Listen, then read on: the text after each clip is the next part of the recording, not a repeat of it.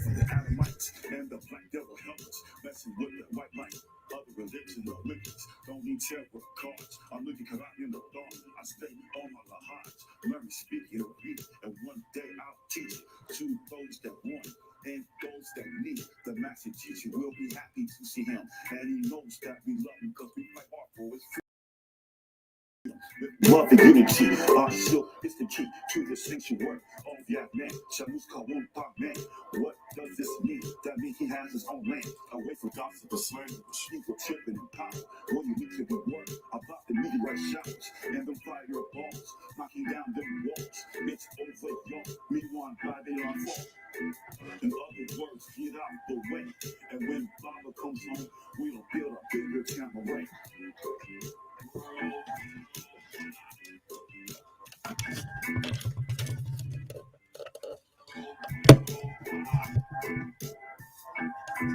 I visualize the master with diplomatic stats, flying back to Africa on the private jet, rocking a gold jet, holding Dr. Black, online, reaching the masses. It's a brand new day, it's a brand new chapter. We escape the gun classes and the magic disaster, and those matters. When we black devil bastards, that someday happens.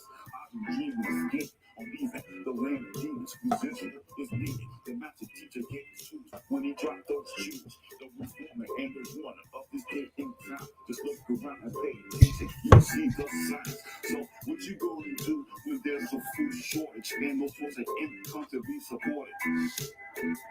Channel Ray was our safe zone. When the master come home, we'll have a new home.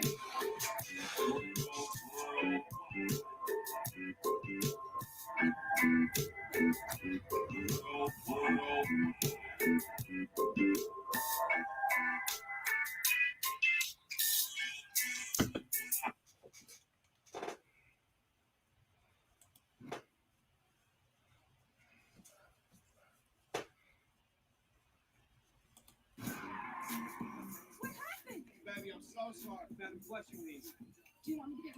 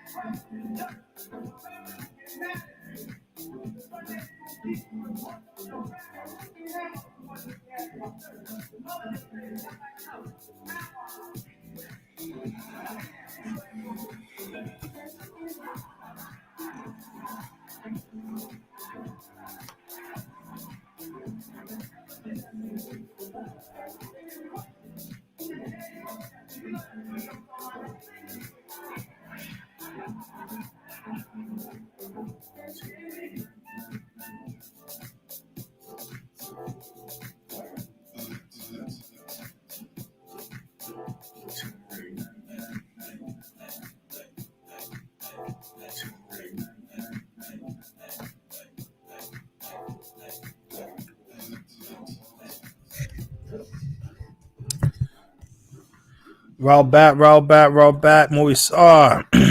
Moisar. Roll back. Kabul, Moisar. Welcome. All right.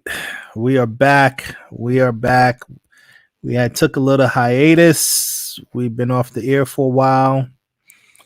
And we're back now. We had a lot of work, a lot of things to deal with, a lot of things to cover. And so much to talk about. But I'm glad we're back. It's the new year. We haven't been on since the new year, so this is our first time since 2022, and I'm glad to be back. There's so much that's been going on in the world, and so many things that we need to deal with. But it's all good. We're here. We're not going to stop. We have we're here. That's the bottom line. We're here. We have a lot of work to do, and it's just about getting the work done. Okay, so let's see. We're gonna get started here. First, let me do something here. If I can find it. Let's see right here. And yeah. Okay. All right. So now, for those who do not know me, my name is Petty Sina Tebtu Ray, and I've been over a 30-year student teacher of the profound doctrine of the master teacher, known to us as Panabab Yananan, also known as Dr. Malachi Z.K. York, who has been teaching us our ancient culture. We identify as Wu-Sabat, also known as Wu-Nawap, which stands for those who make decisions based on sound right reasoning, based on the principles of Ma'at, based on the wisdom of the Hutwi. In essence, our culture is about us as an African people. We lived in harmony with natural nature. And we argue that the suffering that Black people have been dealing with, in particular for the last 500 years and really 6,000 years, is due to the fact that we got away from our original culture, our way of doing things, and we took on foreign cultures.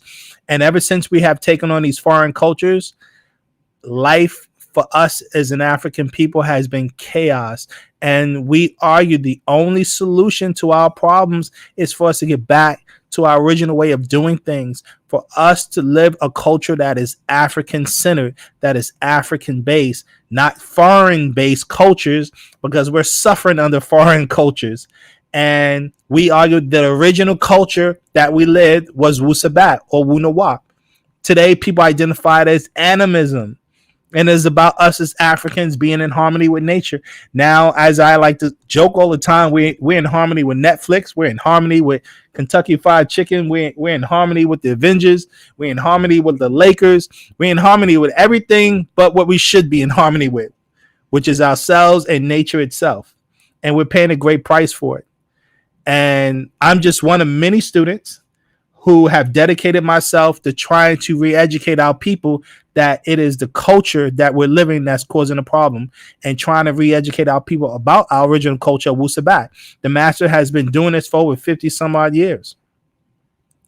And it's hard. It's not easy trying to convince our people that they got to get away from these cultures that's causing all of the problems we're dealing with. Our people, for whatever reason, don't seem to get it, but this is why we're here. This is what I do. We've done many lectures, so I'm always recommending you guys to watch our lectures. Also spread the word. I'm not above making mistakes, so any mistakes or errors that I do make, please let me know. I have no problem making corrections as needed. Okay. So that with that being said, before we get started with our discussion today, we always go through our prayer systems, right? It's very important to be in the right energy, the right mood, to bring the right spirit forces to be on our side. You know, we always call out to our ancestors, and this is the purpose of our prayers. And as an African people, we always acknowledge our ancestors who existed on the higher dimensions, who assisted us, you know, in our day-to-day actions, you know. And this is why we had our own spiritual systems to help us in what we're doing here. So, with that being said, let's get started. Bade Kalal Namasad Wufad called America Samun Shalal Pu'ut. Panen Safa Kawun. Pasawa Wupa Tarak. Z Kawuna Nazula Lehe Enkum. Maner Sabat Wu-Sabat.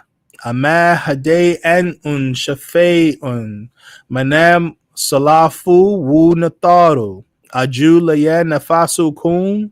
Afuk Shene Kawun Kuma. Pasawa Wupa Tarak.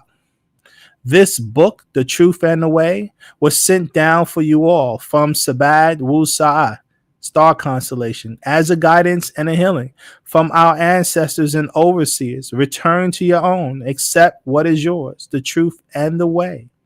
And nun tawa enkum lehe panan shafe un wu alaj.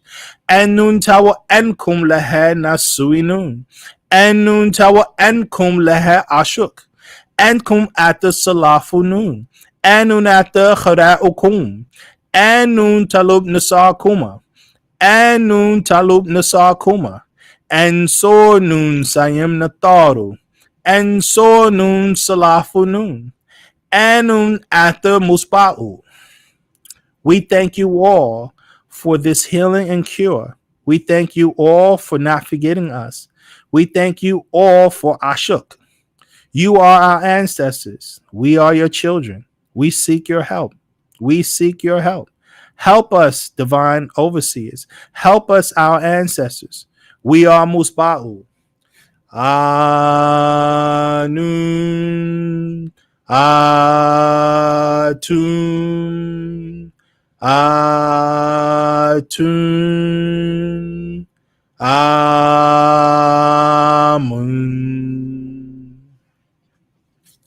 Jennifer. Okay. All right. Okay. So as we do all the time when we do our discussions, we go into our core principles. For those you guys are familiar, I'm always talking about it is imperative that you guys understand our core principles due to the fact that just about all our discussions are based around our core principles, right? Because the goal is for us to live our principles, to be able to express our principles in our day-to-day actions. And for those who may be new, who are watching this lecture, whether it be recorded or not, it is imperative for new people to understand what our principles are in our culture of Wu-Sabat, you know, and this is why we go over it. It's extremely important. First principle is Ashak, stands for the power of love or divine love. Now, we did a lecture on that, so I'm always recommending people, for those who have not watched it, definitely watch it. And of course, if you watched it in a while, watch it again. I'm always saying watch out lectures more than once. Principle number 2 is resurrection. Our ultimate goal is resurrection, to become goddesses and gods once again by learning to reopen in our third eye, the way our ancestors were able to do, you know, over 6,000 years ago, of course. And we did a lecture on that, so I highly recommend definitely check that out. Principle number 3 is the wisdom of the Hutri and Ma'at. The Hutri stands for a divine mind, and Ma'at stands for order. We did discussions on that, so I definitely highly recommend, you know, you guys check that out. Principle number 4 is relationships, right? As an African people, we lived of, for, and by each other. And we always argue we must get back to that. That's one of the principles of our culture, you know. We did a discussion on that, so definitely check that out. Principle number 5 is morphic resonance / matrix. Morphic resonance stands for your sound, color, vibrations, frequencies, tones. It is the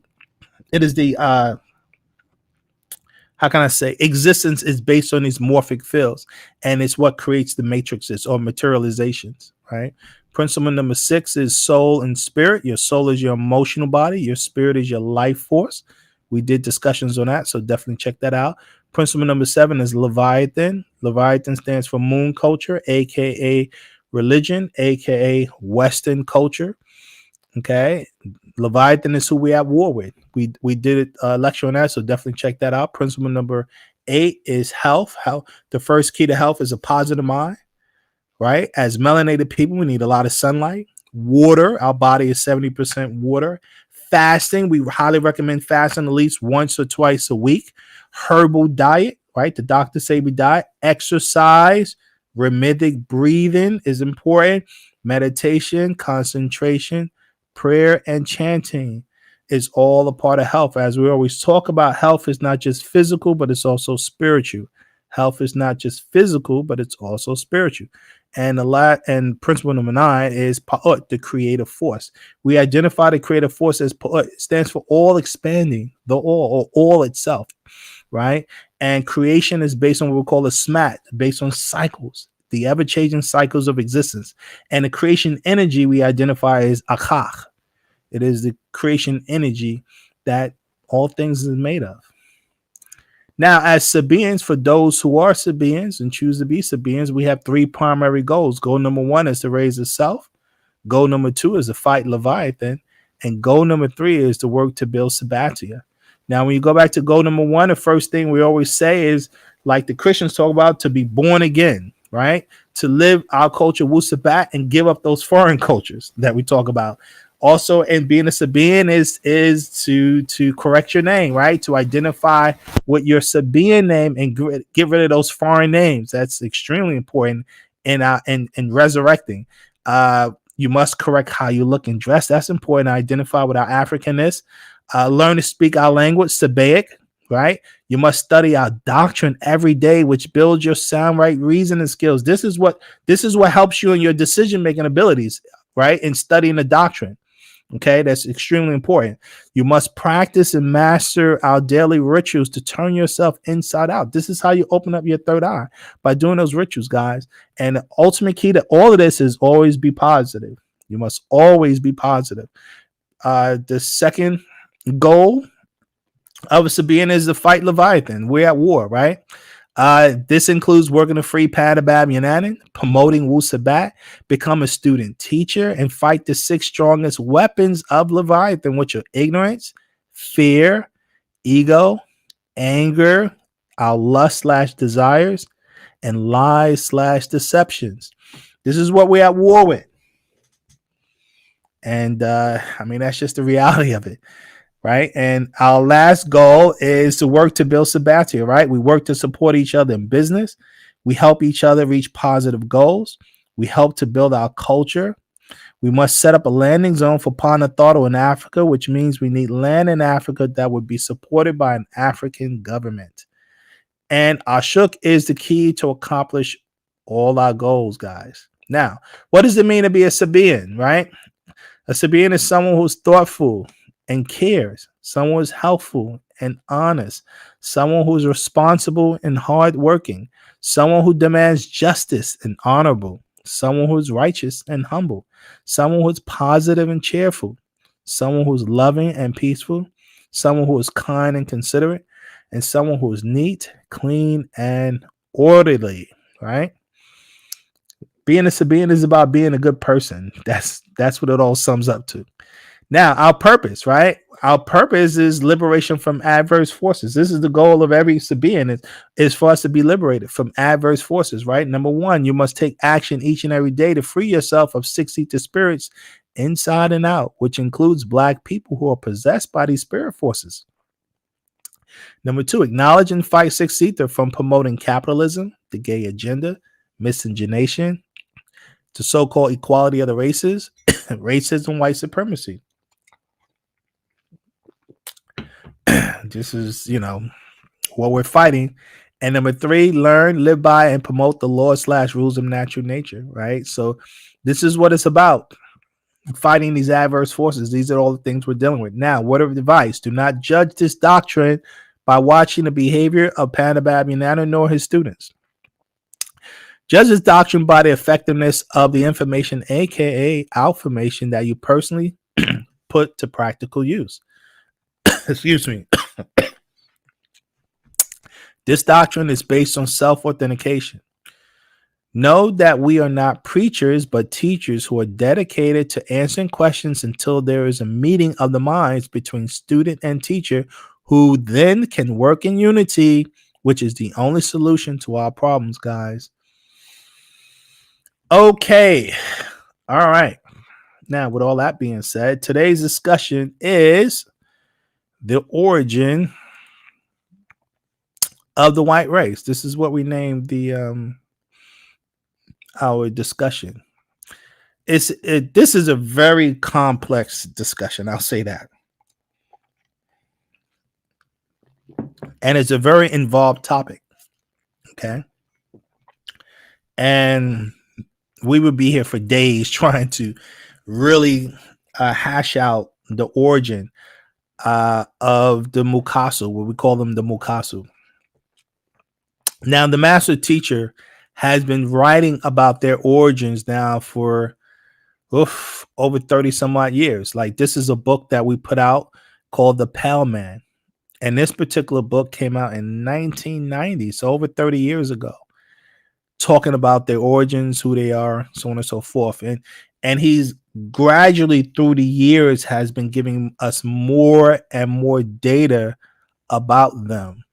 Okay, so there's another book we put out on them, and this is an actual facts number 32 called Pa-Hashad or Pa-Hasad, called The Harvest. It translates as the harvest. Hasad, the harvest. And this also goes into their origins, this particular book. I highly recommend this particular book as well. So what I'm trying to do is give you guys some references, because today we're going to go into this book right here, Pa-Tadak, and it's called The Sex Force, Spirit Force. And this particular book specifically deals with the origins of the Mukasu. Okay. And it's not a long book, so it's easy for me to kind of go through it. But the other books are, they're a little bit longer, so I couldn't actually cover this in a particular session or class, but I needed to make you guys aware of it. Okay, it's important you're aware of it because it has more data pertaining to the origin of the Mukasu. Here is another book we put out, His Story, right? History. So this is more data about the origin of the Mukasu. This is actual facts number 73. And again, this book is a little bit more information in it, a lot of it thicker, and I can't cover this topic in this particular book, but I wanted you guys to know a lot of the source material that we put out as an organization pertaining to their origins. Okay, because like I said, we can't cover it all today. I wish we could, but we can't. But we're gonna get into, I think, some very important concepts here in dealing with their origins. Here's another book, just so you know, actual facts number 49. And this book is Freaks and the Perfect Creature. So in Musba'u, it's Mumak'u Wupa Tamim Mukhe, right? Or Mukye. Munmak'u Wupa Tamim Mukye. And that translates Freaks and the Perfect Creature. Okay. And this also goes into their origin. This is another book that deals with it. So I'm just kind of want to give you guys up to date on the amount of information that we put out on this topic, because like I said, it is a very complex topic. It really is. Trust me. We've talked about their origins before, and but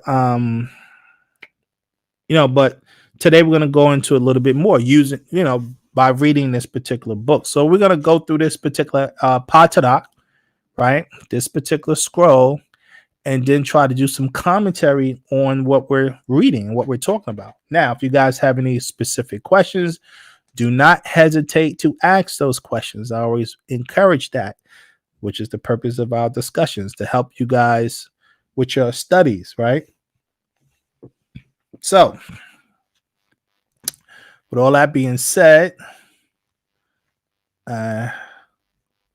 let's get started here. Okay.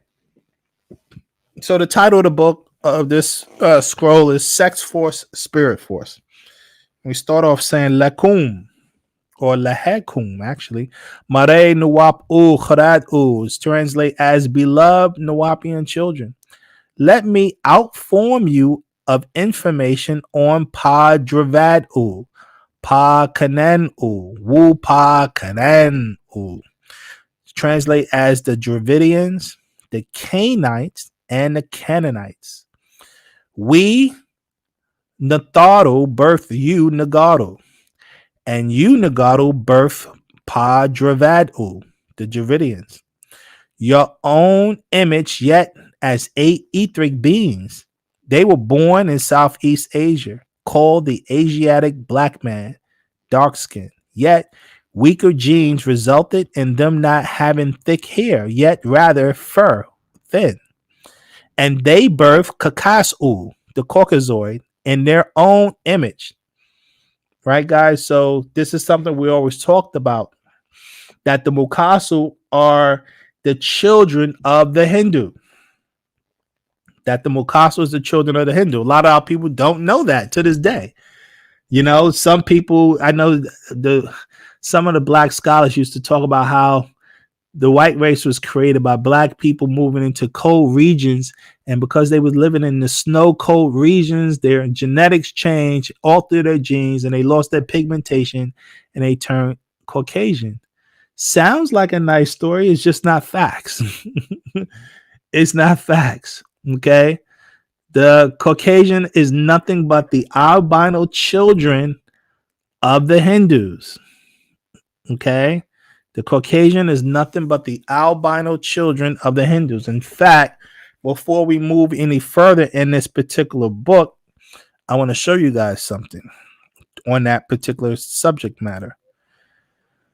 Let's see. Here we go. Here's an albino Hindu. Here's an albino Hindu. Check out this information right here. I find it very interesting.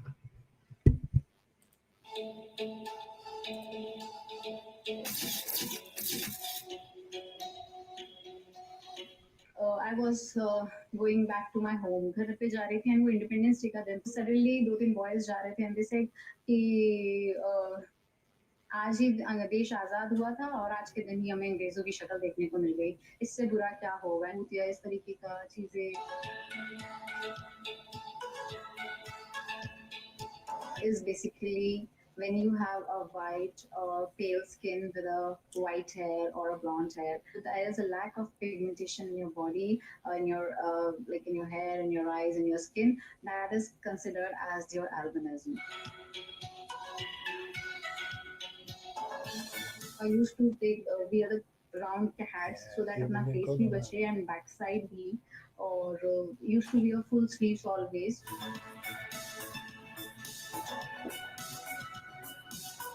कि जब मैं हुई थी तो they were a little bit shocked. ये थोड़ा surprising है क्योंकि ऐसा पहले कभी किसी ने नहीं देखा था इस तरीके का बच्चा. Okay, so you guys get the point. It's a Hindu female. Now, this is on YouTube, called Indian Woman with Albinoism. So, again, if you see this female walking down the street, how could you tell a difference that she's not Caucasian? You look at her, anyone would see her as a Caucasian female who, you know, you would assume that she was born in Europe somewhere. You know, you wouldn't think that she's a Hindu, but that's what, you know, that's the deal. Those are the facts. So yes, the Hindus are nothing but the albino, the Caucasian is nothing but the albino children of the Hindu. I mean, that's what it is. Okay. So let's keep going. We had chapter, let's see, let's go 8. And they birthed the Kakasu in their own image. He's talking about the Javadu, the Hindus. Yet, as 6 etheric beings, they were grafted and transplanted, skin being even weaker genetically, which resulted in the not having Luan color in their thin fur, the hair texture he talks about, or color in their pupils of their ayantui, their eyes, at the iris which surrounds the pupil, so that much less sun rays of energy enter their eye hole to charge their nervous system to their mu'akak brain for the ba'a, the soul for stimulation. So he's talking about because they're melanin recessive, they can't process sun energy, and you need sun energy for life. This is why the Mukasu has a lot of health problems, guys, because they lack that melanin. Okay, so let's keep going. So it says, or the sympathetic nervous system, or the automatic nervous system for response. Right, the lack of melanin has an impact on their nervous systems, guys. Pakakasu are in fact albino Dravado or Hindu. This was before the curse of Canaan or Laban of 4000 BC. It was the birth of Canaan or Cain, a Gabaal demi-deity of 1000 BCE, which is the sixth day or 42,000 years ago. For each Earth day was 1,000 years. He's talking about, guys, for those who are not familiar with it, the 7 days of creation that the Bible talks about, each day of creation actually represents 7,000 years. So the sixth day of creation was 42,000 years from day one, I should say. Now, 42,000 years from day one would put us about 8,000 years ago. I don't want to go into the math. It can get kind of confusing. I did it one time on another lecture. I just forgot which one. But if anyone have any questions about it, I'll break that down. But let's keep going. Now it says Pa Kama'u, the Pleiadians of the 6+1 center star system near Perseus and Algol star system did visit this planet on their own without permission from the galactic order, and did choose the albino offsprings of those who ruled Padravadu, of the Andromeda star system. Okay, so the Dravidians were ruled by the beings from Andromeda, guys, is what he's trying to say. Now, Pa Kama'u, the Pleiadians, who landed in Lebanon or Lebanon at Baalbek, the site of Enlil, who is Baal in the Bible, the son of Anu, who is Eliun, did genetically crossbreed with the albino seed and produce an offspring, right? So he's talking about how these Pleiadians took these albino children and crossbreeded with them, okay? Now, conflict between those of Andromeda and Pleiades broke out into a war in Pata'at, the skies, over Pa-Kawat, the planet Earth. The use of the most powerful weapons of fireballs, laser weapons were cast at each other's skycrafts, landed on planet Earth. Now, guys, there's actually evidence of these ancient wars. If you do some research, there's evidence of these ancient wars. In India, there's evidence. There's even evidence in North America of like nuclear explosions and but there's evidence. But let's keep going. Goes on to say the Andromedans and their crafts, the Vimadas, and the Pleiadians and their crafts, the Pa-Kababat. The Andromedas ruled the Indian races. The Kama'u, the Pleiadians, ruled the Kakasu. And the Anunnaki sought to rule them all. While the masters of this one universe, Pa-Natharu, looked on, not involved in these wars. In the year 8400 BCE, the dark-skinned Anunnaki crossbred, grafted the DNA of the albino with their own, and Kama'u, the Pleiadians, who they captured in the wars, and mixed them with canine, simian, and Porcian DNA. The offspring was a wild beast man called Enkidu. He who is created by way of Enki, who mated with beasts and ate raw flesh. This is about the time period we talked about. A branch of the Mukasu called the Flugeldards, who came on the scene about 8,500 years ago. Right? Goes on to say, You can read about him in Gilgamesh epics of the Shumar or Sumerian tablets. The original Sumerians migrated from Africa to Uruk or Iraq. This beast man was again mixed with bovine, and the result was a cross creature with much power. The satyrs or Pan, they became rulers of those of Mesopotamia, worshiping them as deities, and demanded flesh and blood offering of their slaves, called a covenant or a deal. If you refer to Leviticus, it talks about this covenant, the covenant of the flesh. They called it. The Hebrews call it, right. Says it goes on to say, only this flesh or meat was to be consumed by these deities, and sometimes human flesh was on the menu.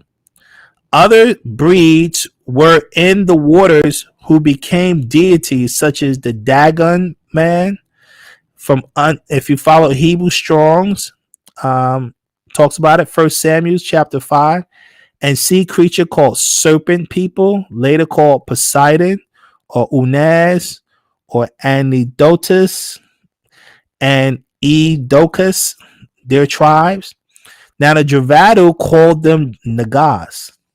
The Javadu was ruled by Chandra of the moon and became practitioners of what you know as Hinduism, of the Hindus in a region in North India.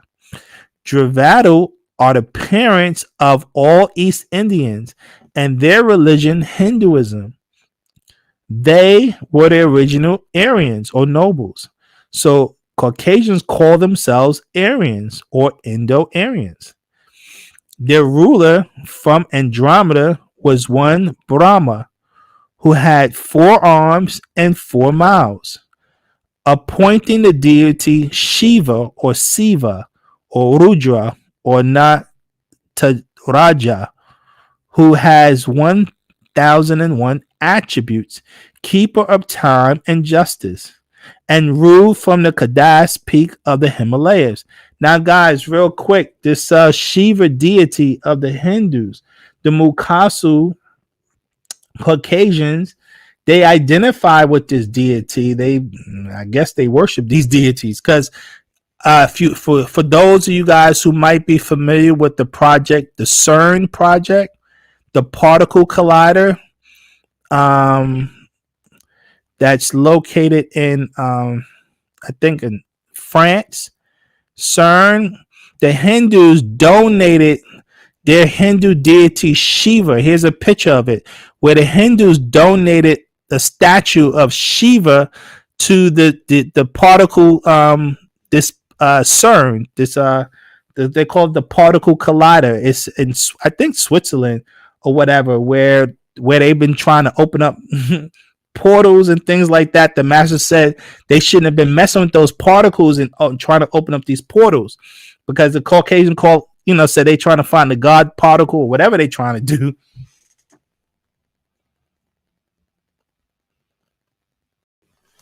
And so but I'm just showing you this to let you see the connection between the Mukasu and his Hindu origins, that they would have a Hindu god as a symbol of the European scientific community.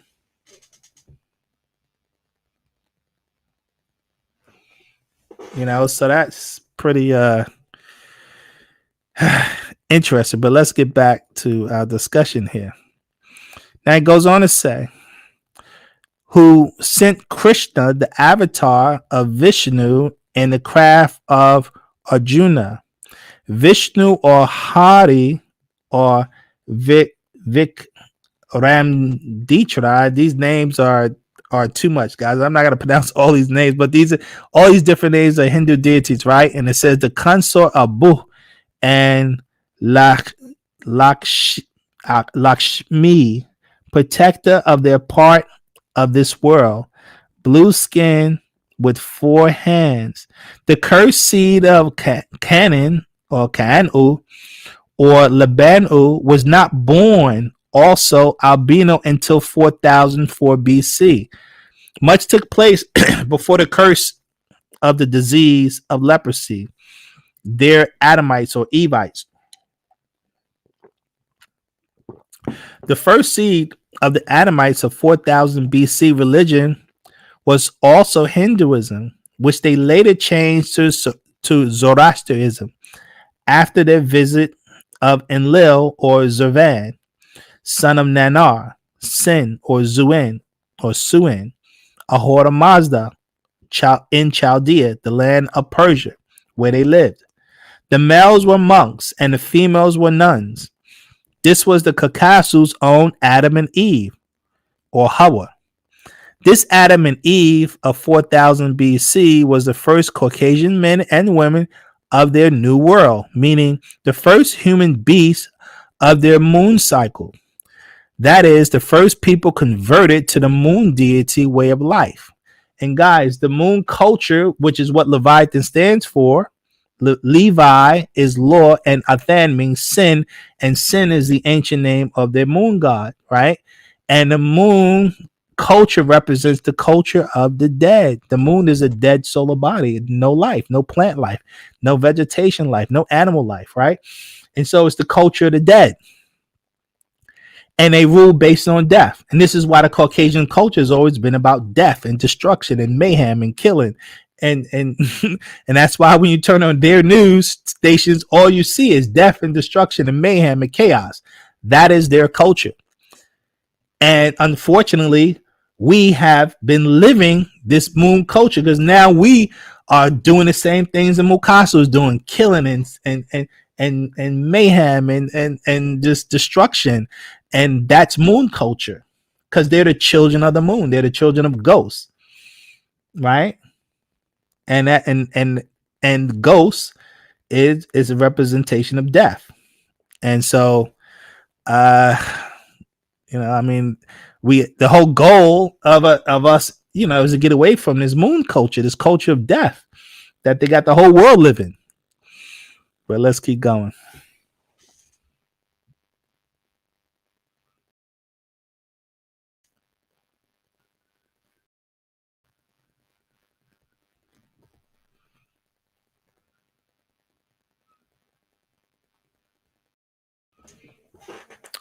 Okay, as far as peace, guys, as far as your question about Yakub grafted devil, okay.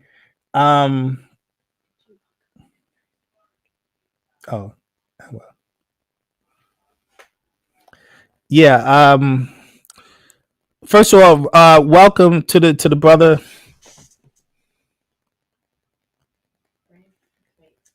I'm trying to get his name, Brand. I'm sorry. I honestly get your name correct, but welcome to all newcomers. That we appreciate that. Brandon Cruisen, that's his name. That's what's up. Peace, my brother. So yeah, now okay, so we're gonna get the Yakub thing. We're gonna touch on that a little bit. Let me keep going, guys. We're gonna get into it. So it goes on to say. Let's see. We're at paragraph 49. Now, that is the first people converted to the moon deity way of life. So the Caucasian race represented the first people who converted to the moon culture. Remember, the moon culture is the culture of death.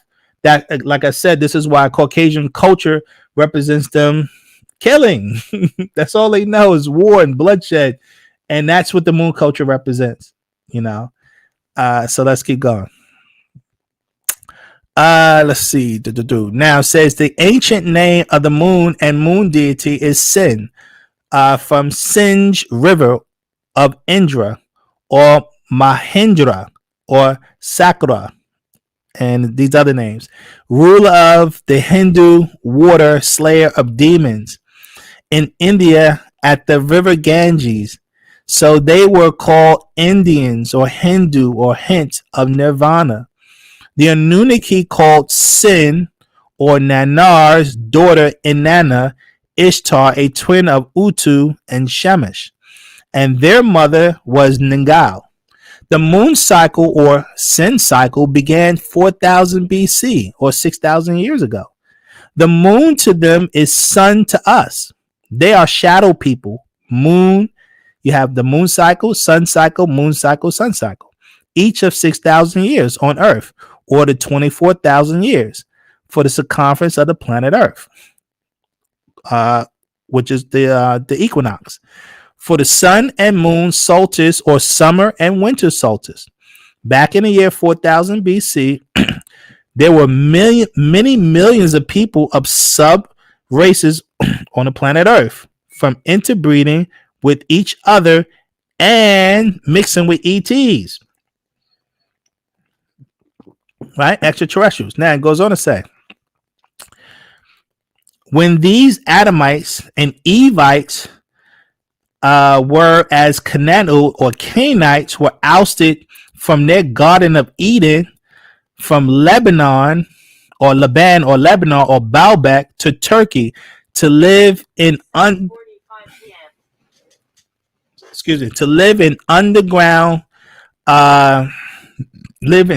for 600 years in Cappadocia caves, in an underground city called Dawin Kuryu. Okay, so guys, I don't know if y'all ever looked that up. He's talking about how the Mukasu had to live in these they had these cave dwellings. It's in Turkey. It's a major complex. It's a mega complex, man. Let me see. I'm gonna pull it up for you guys so y'all can see it. Let's see.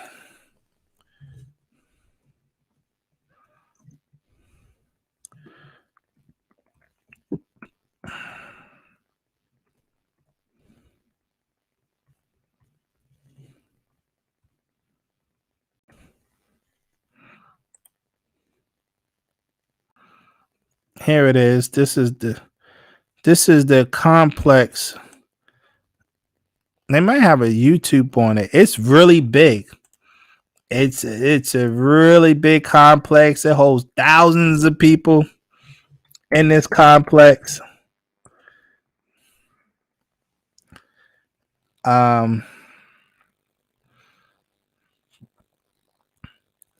It's very intricate.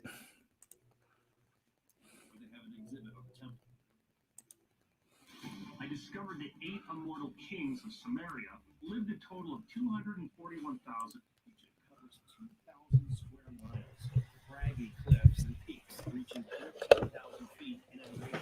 Easy to get lost.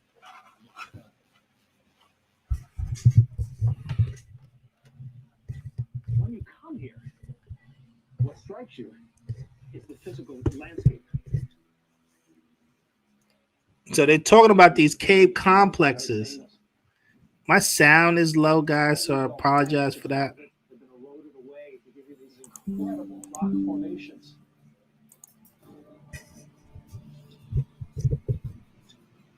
That's what's on the surface, the natural phenomenon. But below my feet, the mystery made by man. I was here 15 years ago, when I was 15 years younger and much less wise, I'd like to think. Back then, only a number of these cities had been excavated. The working theory was that they were all dug around 3,000 years ago to serve as emergency shelters for a few thousand people.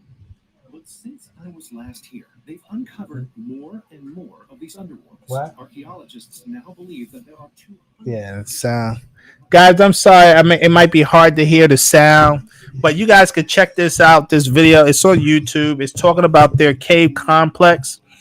And this is where the Mukasu they sought refuge in these cave complexes. Huh? And so, you know, I just kind of wanted you guys to see that.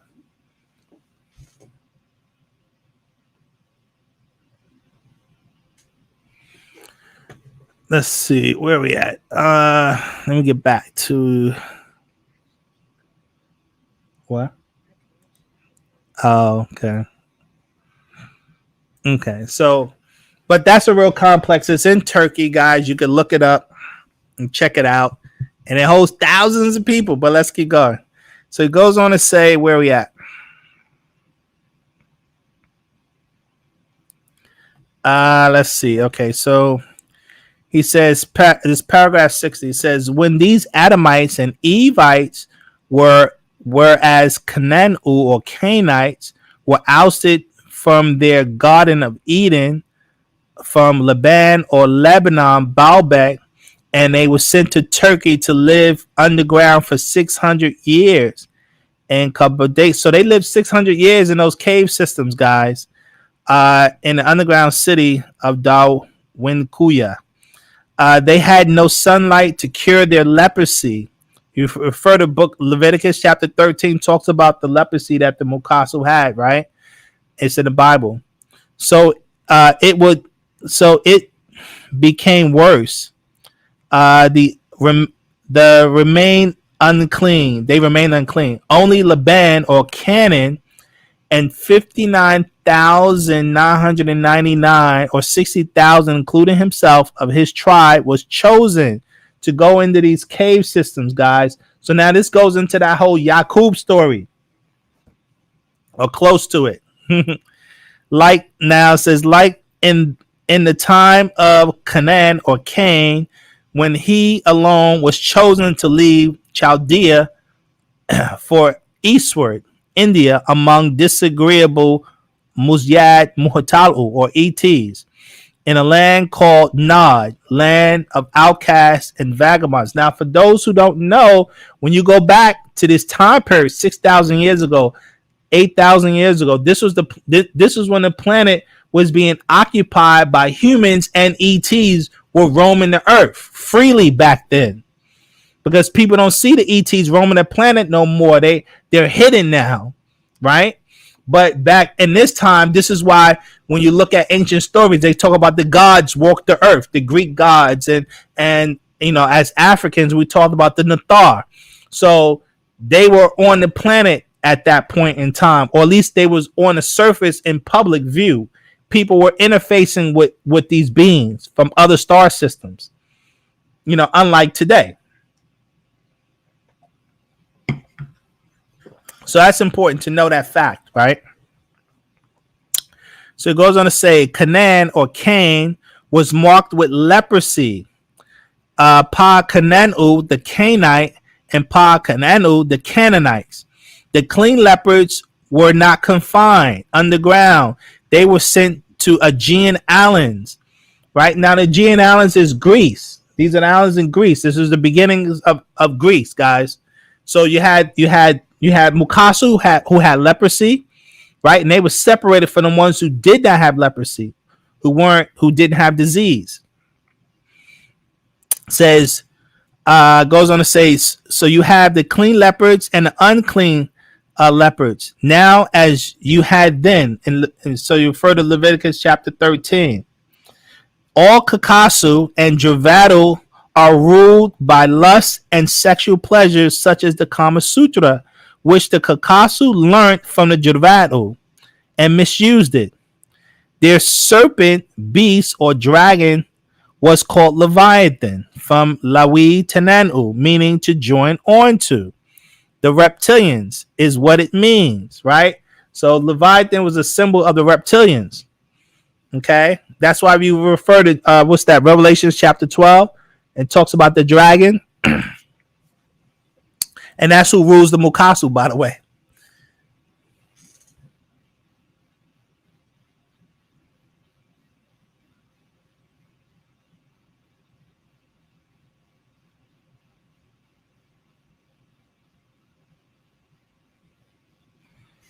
Okay, so let's keep going.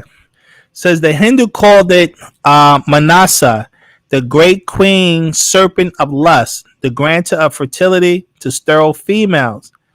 That is Ishtar or Inanna.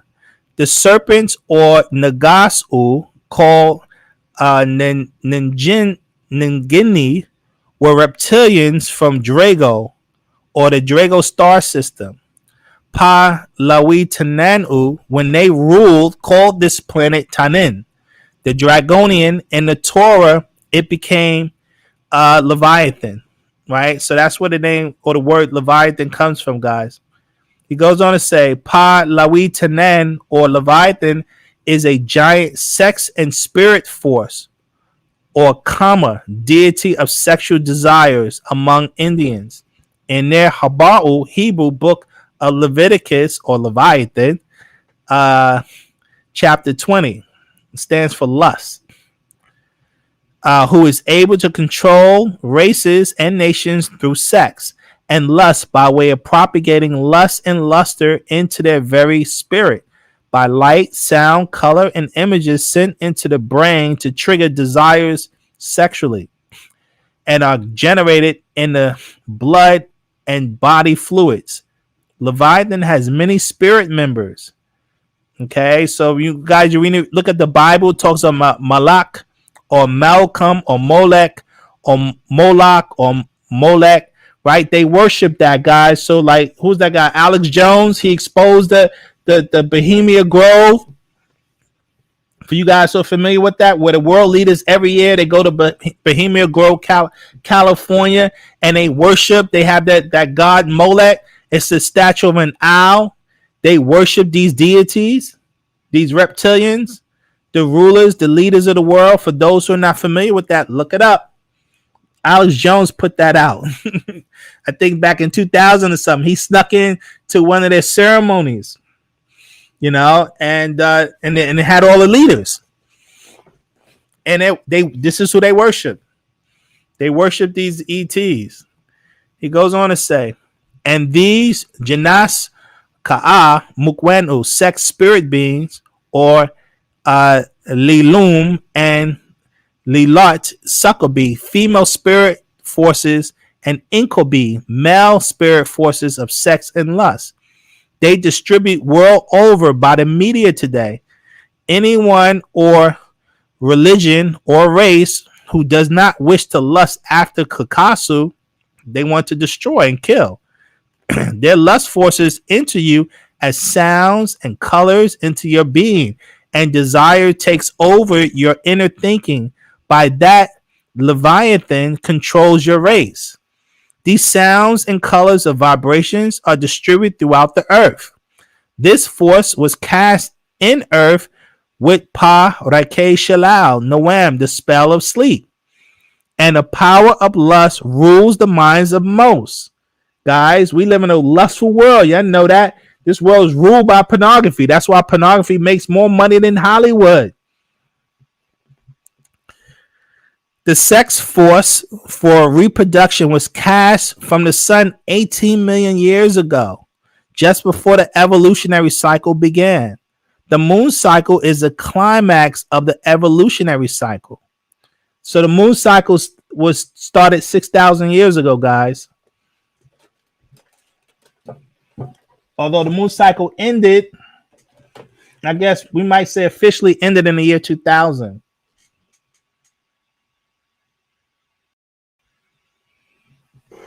Oh, the scroll I'm reading from is a Patarat. It's called Sex Force, Spirit Force. I talked about it in the beginning.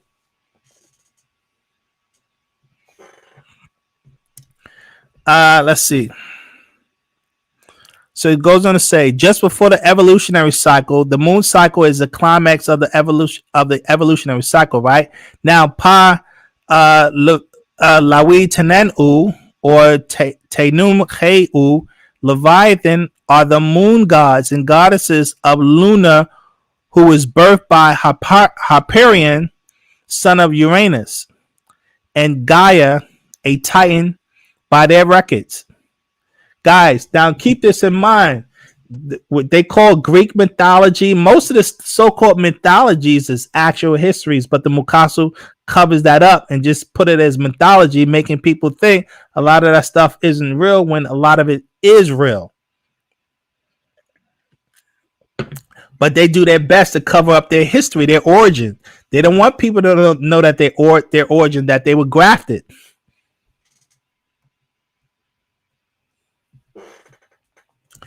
Yes, the story of Yaqub in the Bible is real. It's just that the way it was written in the Bible isn't exactly how it happened, but it was based on a real event, right? Most of the things in the Bible were based on actual events, believe it or not. But let's go on. He goes on to say, this moon deity is called Sin, or Kata, which is Akkadian for Nanar, the son of Enlil and Ninlil, the first Anunnaki leaders. Sin is father of Utu, and Inanna stands for lusty, also called Ishtar. With their sex spirits of lust, they hypnotize the Kakasu to use as their lust slaves and excited the females of that race, who in turn excited the males to rape other races. Refer to Genesis chapter 6 about the sons of God, right? They were evil by their lustful nature. These beings who would come and rape people, these ETs were doing that, raping the women on the planet. And the Genesis talks about it. If you guys refer to the book of Enoch, talks about it. The book of what's that other book? I think it's Jubilee or something. I forget. There was another book.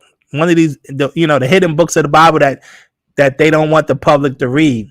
They took the book of Enoch out of the Bibles. The Romans did that. Constantine. But like the Ethiopians, if you look at the Ethiopian Bible, they still have the book of Enoch in their original Bible. So they take books out, put books in, whatever. That's like even the Catholic Bible is different than a Protestant Bible. They have books in there that's not in the Protestant Bible. Because they're playing with the people and they don't want people to know the actual facts. But let's keep going. Paragraph 92. And they spread free sexual intercourse with anyone and anything, right? The Mukasu, this is their lifestyle, right? Their Gadad or God tried to stop them. Refer to Leviticus chapter 20, but it didn't work. You see, Nuwapians' sexual intercourse was forbidden except for reproduction with one's consort only. Guys, sex was sacred to us as Africans. We did not degenerate sex the way we're doing it today. We're violating the sex laws, guys. Remember, in our culture, we lived according to nature. And we didn't have this concept of lust and live by pleasure. Understand the European culture is about pleasure, always seeking pleasure. And that's how they control people. We didn't seek pleasure. We seeked happiness. There's a difference. There's a big difference between seeking pleasure versus seeking happiness. See, those who seek pleasure, right? You will always be seeking pleasure. Like a drug addict is always chasing that next high. You never can get enough. Like the people who are 300, 400, 500 pounds, you can never get enough because they're always chasing pleasure. That will kill you. But if you chase happiness, when you're happy, you're content. You don't have to keep chasing that. Happiness, that's why we say peace, love, and happiness. The goal is to be happy, not to be chasing pleasure. But again, capitalism is all it does is convince people to keep chasing pleasure, and it destroys people's lives. So understand, this is part of their trick, their control system.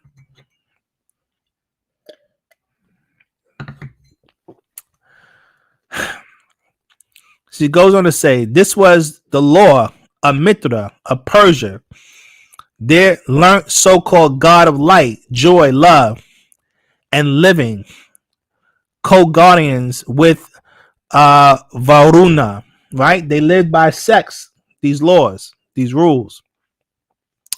So these human beings were called monks, or of the simians, and nuns, or of the amphibians, of the trees and the seas. Excuse me. So they vowed not to have sex, right? They were trying to tame them, guys. The Mukaso back then, they were trying to get them out of those practices, and this was the beginning of their priesthoods and the beginning of them becoming monks and nuns. Like he said, monk relates to monkeys. Okay, this is where that terminology comes from. And because they used to have spiritual monkeys, intelligent monkeys back in the day. The Chinese talks about these monks, these spiritual monks. They have a lot of movies about, the monkey god. And then they have the nuns. The females represented the nuns, the water creatures, the fish creatures, guys. And so they set this up, and they were supposed to be celibate. They supposed to abstain from sex to try to control them, control their behavior back then. He goes on to say, so they vowed not to have sex, right? So you have priests, monks, and nuns, asexual practices. So the ancestors defiled sex with great orgies, secret sexual rites, wild parties, and unrestrained indulgence in any and all kinds of sexual activities up to this very day, called orgies, from organ to swell or climax, having defiled the laws of Leviathan, the sacred law, because it was used out of necessity only, not out of free lust. They had rules and regulations on birth control.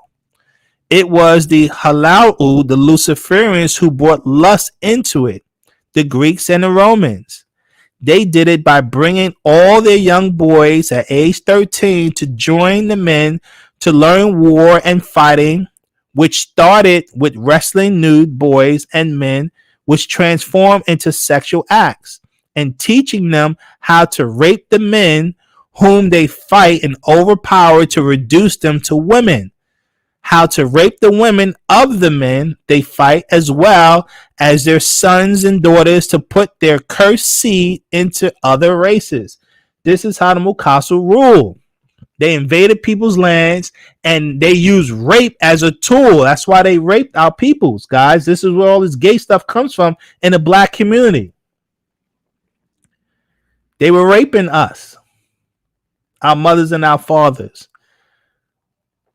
And they was doing this all over the planet. This is what they do. In fact, they just put a movie out, guys. I just watched it the other day, starring Matt Damon. Let me see. It was starring Matt Damon. I think it was called The Duel. Let's see. Yeah, this movie right here. It's about them raping. That's what this movie is about right here. If you guys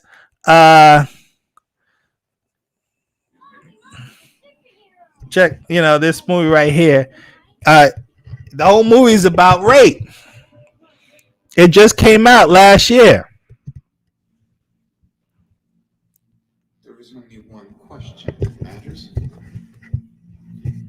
Do you swear on your life that what you say is true?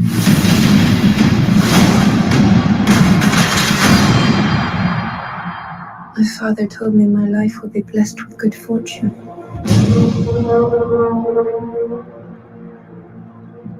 I'm married.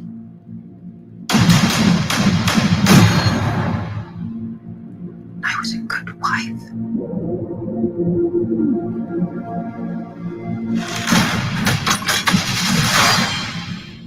And then was judged and shamed by my country.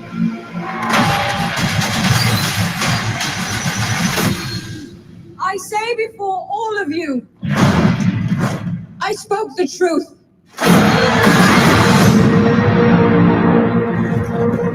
A most unspeakable charge has been brought against you. Jacques Legris entered our home. He attacked me. The accusation is false. I am telling the truth. The truth does not matter. There is only the power of men.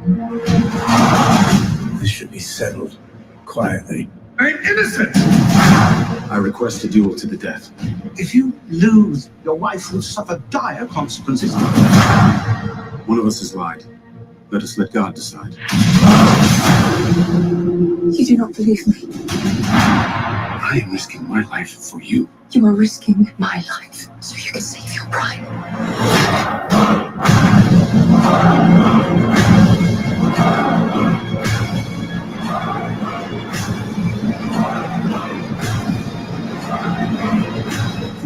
guilty for bearing false witness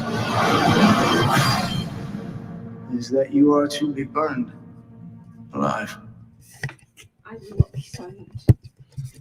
Okay, so this is supposed to have been a true story, right? Ben Affleck, is that his name? Yeah, Ben Affleck and Matt Damon. They're the ones who put this movie out. It's actually interesting. It's really good, but it's about rape. It's about, and here's the thing: if you pay attention to the movie, you know they talk about how it's okay to rape their enemies. They talk about that. That's normal, you know. But she's like a noble woman. And she was raped by a knight, or he wasn't even a knight. Actually, he was only a squire, but he raped her, you know. And that's so they were trying to fight to the death to get justice, right? Her husband wanted to, you know, restore her honor. But here's my point.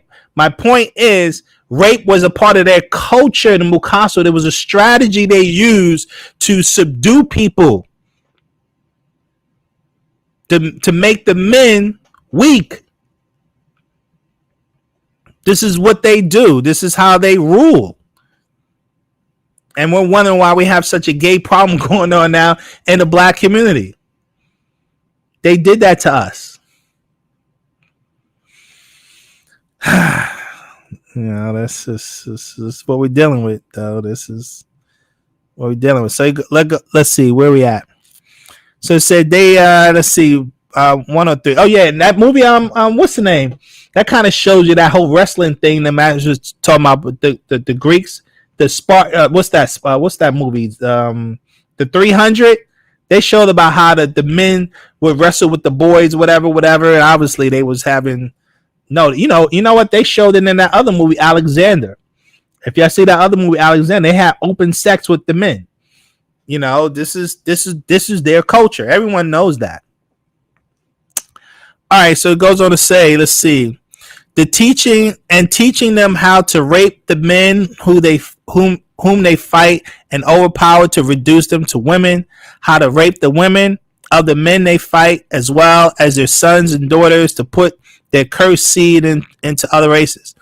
This was taught by Halal, the Luciferians, to those who live in all of Aegean islands, right? That's Greece. All based on stimulation and sexual pleasures in various ways. And this is why it is called a sex force as well as a spirit force, right?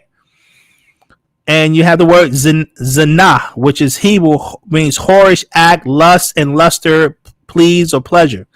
To this day, Kakasu satisfy their homosexual tendencies with sports from Sparta of ancient Greece, a city of military training. So sports are a way for them to lust after their idols as sports stars, to gather without their women, to sit and watch other men interact and feel they can say, I love this one. That guy is great. He is strong. He's so powerful, fast. Look at him go. Go, man, go. Or that's my man.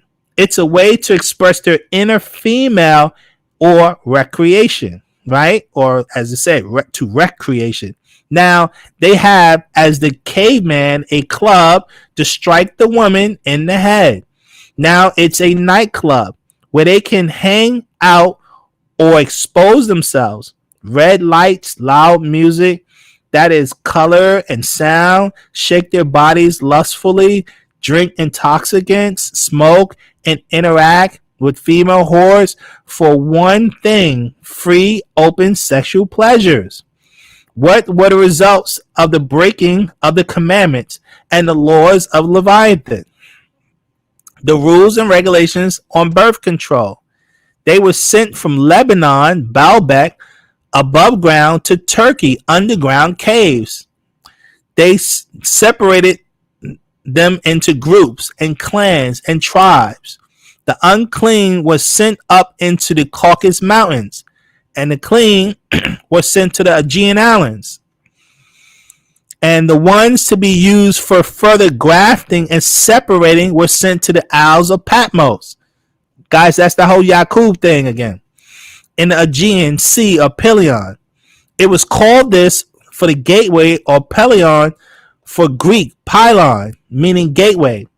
The first seed was called Asiatic blacks, being Dravado, the Dravidians, dark skin, yet with black fur, not woolly hair, which we call Wabar. And these original Asiatic black men was grafted to Caucasus. This is why both are called Aryans, nobles. The Caucasoid worshipped the Indians and their deities first. The monks and nuns and priesthood called Kahanu or Cohen that was sent to the Aegean Islands had over them the Rabba'u, the rabbis, and the Kanta'u, the cantors, who taught them civilization, how to speak, read, write, rune script. They lived between Asia and Europe, where the grafting and breeding took place again. This time, they were allowed to have sex under rules and regulations on birth control. They started having children, and each couple's firstborn were a litter of 6 children, 3 males and 3 females.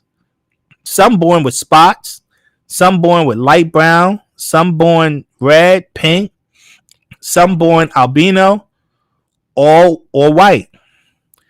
These were the clean leopards, refer to Leviticus chapter 13 again. The Kahanu, the priest, son of Jacob's third son of Levi, refer to Genesis chapter 29, had to separate them and choose the clean, and every 7 days they would check on the litter.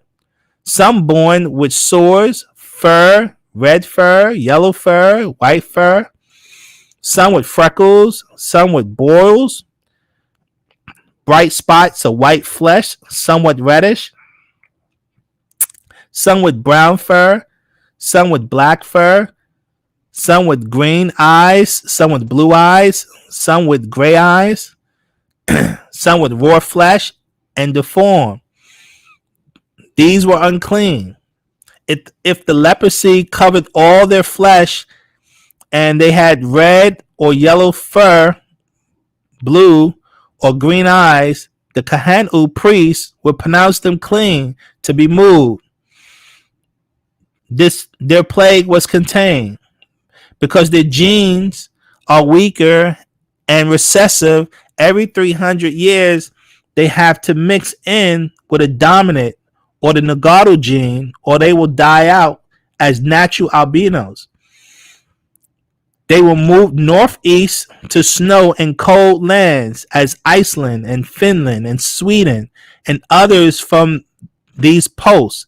The Celtics are Icelanders, Celtics are Norwegians, and the Celtics, the Finns. They separated and migrated throughout Europe, breeding and mixing, producing Irish, Polish, Finnish, Welsh, Gaelic, and Scottish. From the Kananu, the Canaanite, albino, to the Kananu, the Canaanites, leopards, and the crossbreeding with the Kamau, the Pleiadians, to the Celtics, the clansmen, or six kins, said, or which means Vikings. Bloodlusting savages, diseased men called germ men or Germans, Indo-Aryans. They first started internal fighting for land and power as they are doing these days. Right? The Mukasu, if they didn't have other people to oppress, they would have been killed themselves off. You know, World War I, World War II.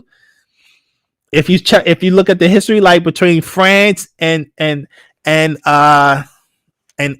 England, all they did was fight each other, kill each other. They kill for sport. That's moon culture. That's the culture of Leviathan, guys. Understand that. That's why they have no problem oppressing and invading other peoples. Right? So guess what just happened in the news? They just approved the budget. Where we at? I'll come back to that, but I want you to see this. You know what you're dealing with. It was just in the news. Let me see if I can find it. Hold on.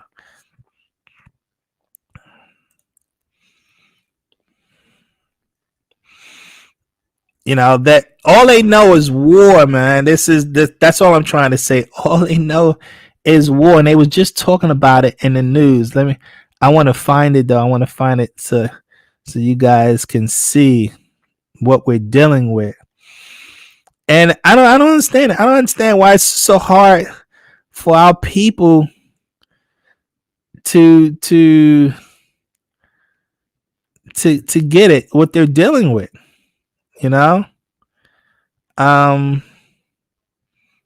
It's weird to me, you know. It's really weird that we don't understand what we're dealing with here. Okay, I don't see it. Let's see.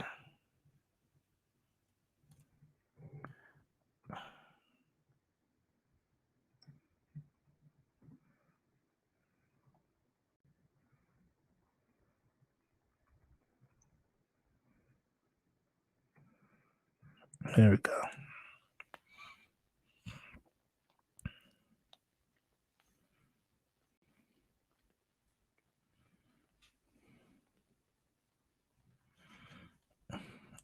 Look at this. Hold on. Hold on. You can skip this ad. Listen. $5 billion. That's how much the House approved for the Defense Department to spend next year. Now, it is a number that few of us can even fathom. But let's put it into perspective here. The number represents the largest single military spending bill in the history of mankind, easily surpassing President George W. Bush's fiscal year 2009 budget. Now, the Pentagon has given the go-ahead to spend nearly $160 billion on the wars in Iraq and Afghanistan without any major roadblocks or restrictions regarding the actual conduct of those operations. Now, we've been hearing screaming and shouting from everywhere to stop the bailout, stop the spending from both the Republican and the Democratic Party. Yet this particular bill got... Oh, that's not what I wanted. That was an older clip, and I didn't realize it was old, but it's all the same. Hold on, let me see, where is that? Where is that?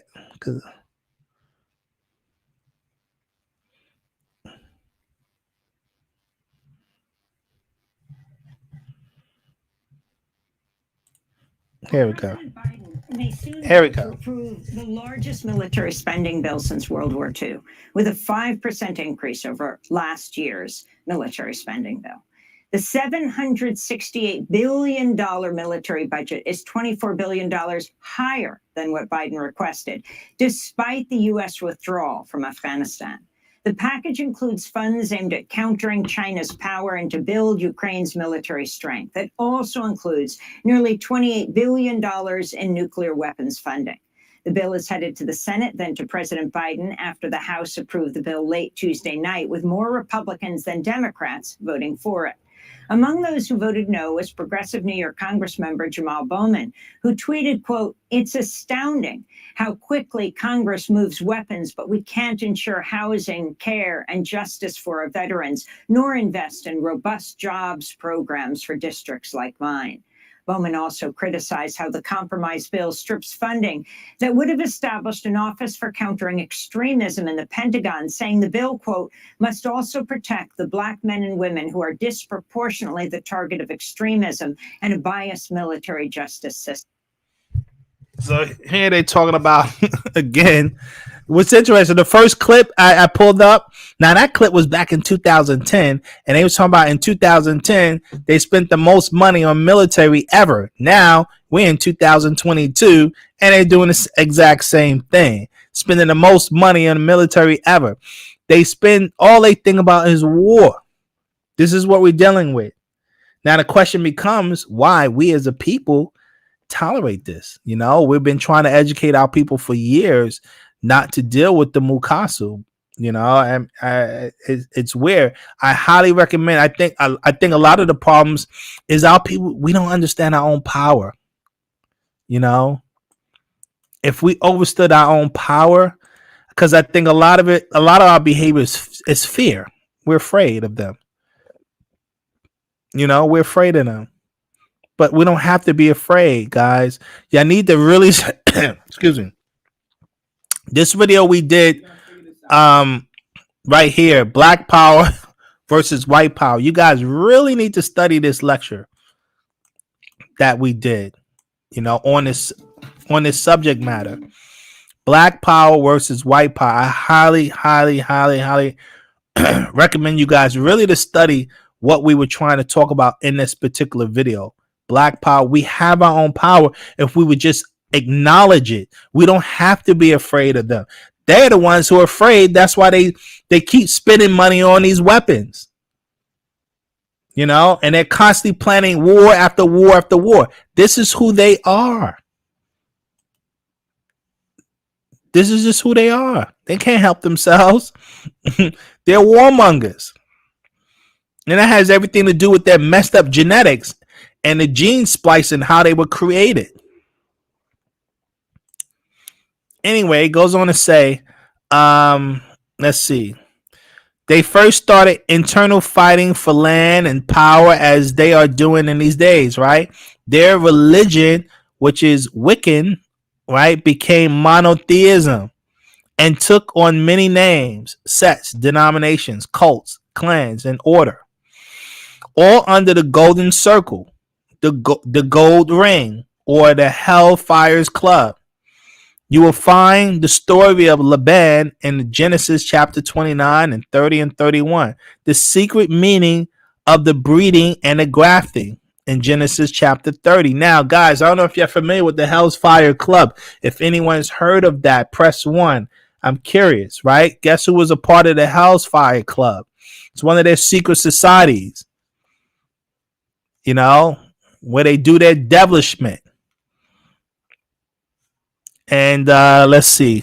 I'm going to bring it up. The Hellfire Club. You know who was a part of that?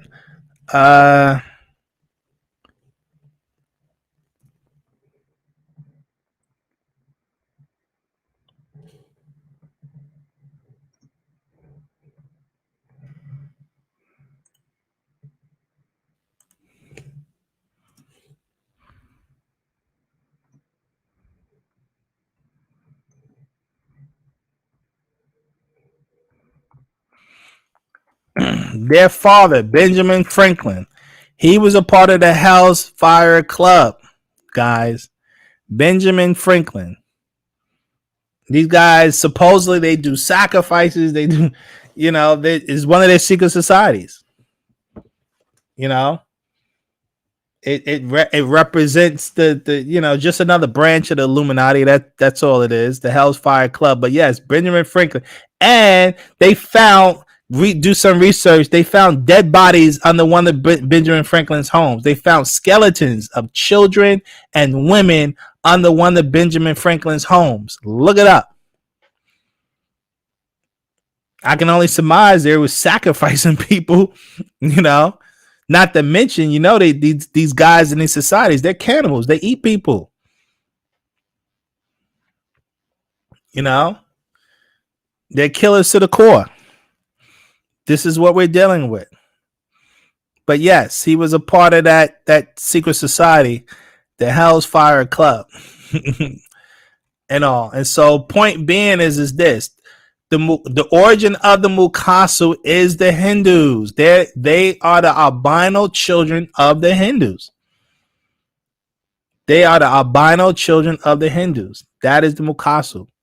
And when these albino children were born, they were kidnapped by these ETs, the Pleiadians, and they crossbred their genetics and mixed their genetics with different types of animal DNA. They mixed their genes with monkey DNA, with pig DNA, and with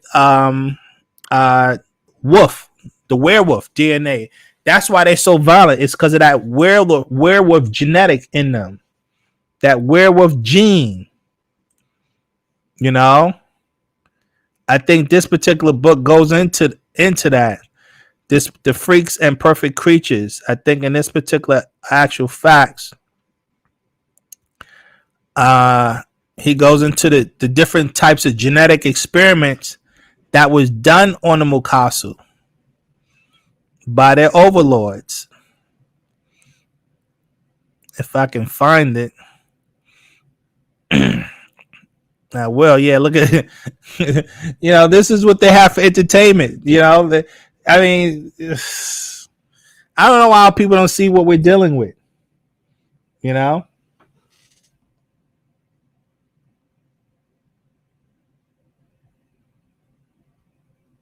you're right about the Hell's Angels, Silas. Yeah, that's exactly what it branched into. These drug dealing, drug addict, drinking, lustful demons and all. But this is what this is the Mukasu. They're warmongers. They're killers. This is what they do best. This is what they do best. They kill like no other. But guys, we have our own powers. We have our own powers. We can fight against this. That's my point. It's not about trying to scare our people. It's about us understanding what we're dealing with and us realizing what our abilities are. We have abilities to counteract this. This is why we teach, so much about what we call resurrection, learning to develop yourself spiritually, learning to open your third eye. It is so imperative that we understand what our abilities are to dealing with it, because we can't be ignorant. Everyone knows that the Mukasus, they're killers. They can't help themselves.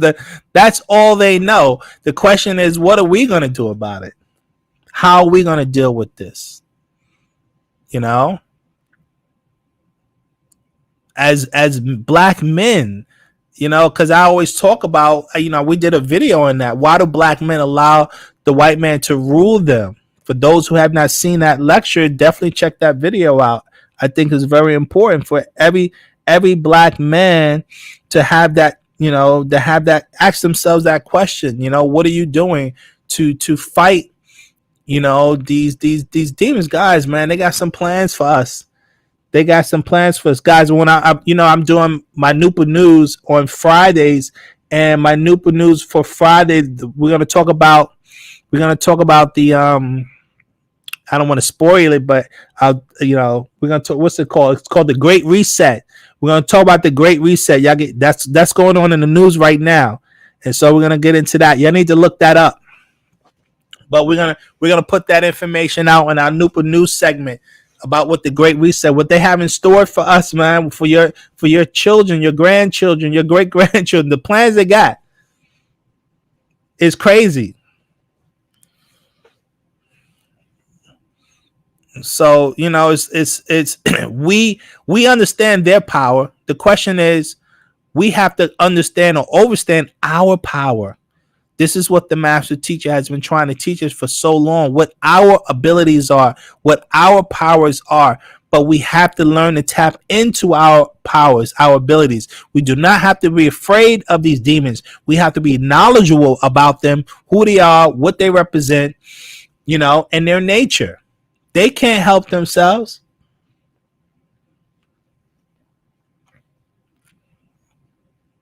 This is just who they are. Going back to that movie, right? The Last Duel that I showed you. Rape. The movie is about rape, and that's their cult. That's just who they are. They invade people. They defile everyone that they encounter. This is who they are. They make movies about it. Like I said, that movie, The Dude, was a true story. It's not like, it's fiction. It's real. Their weapons are real. All these bombs, all this money they spend on war, it's real. It's not fake. It's very real. And so, again, like I said, it's not about trying to scare anyone. It's about us being understanding and being realistic about who they are, what we're dealing with, and what are we going to do about it, right? What are we going to do about having this knowledge and all? Because they're out of control. And we're suffering. Everyone knows we're suffering under their rulership. And so it's about us striving for liberation, as I talk about in the very beginning, dealing with our principles. We must strive for liberation. We must liberate ourselves from these adverse forces. That's our ultimate goal, is to liberate ourselves from adverse forces. This is our ultimate goal. And so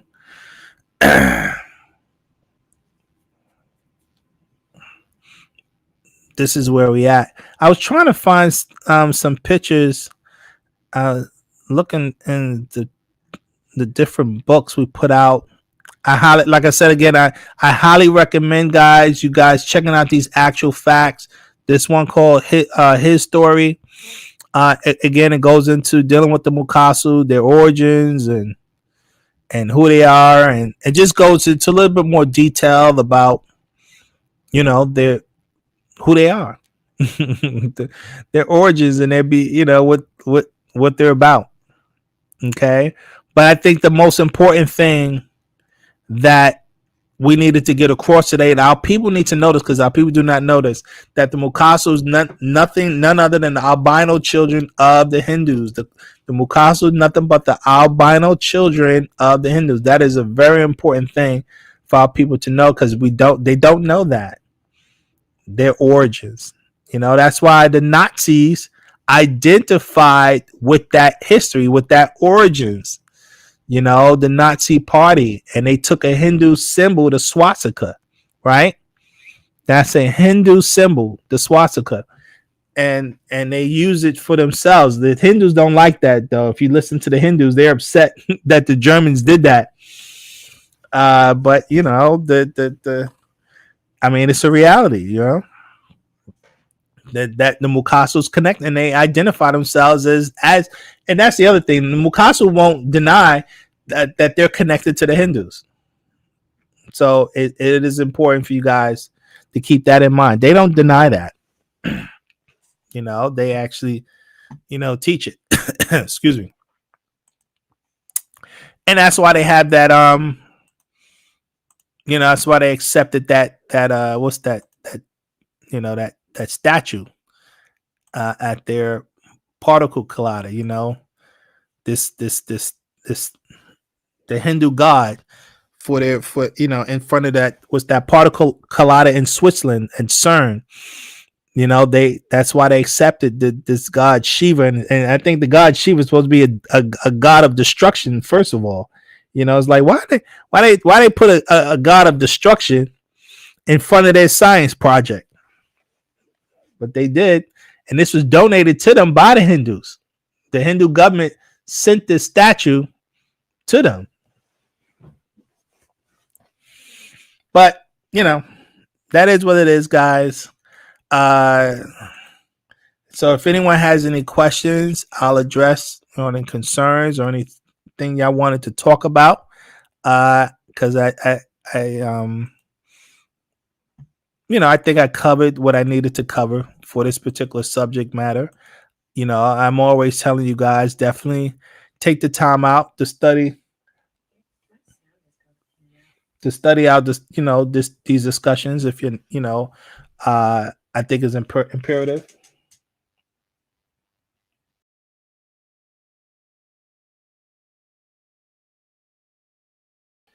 Yeah, the question is about them going to Bali.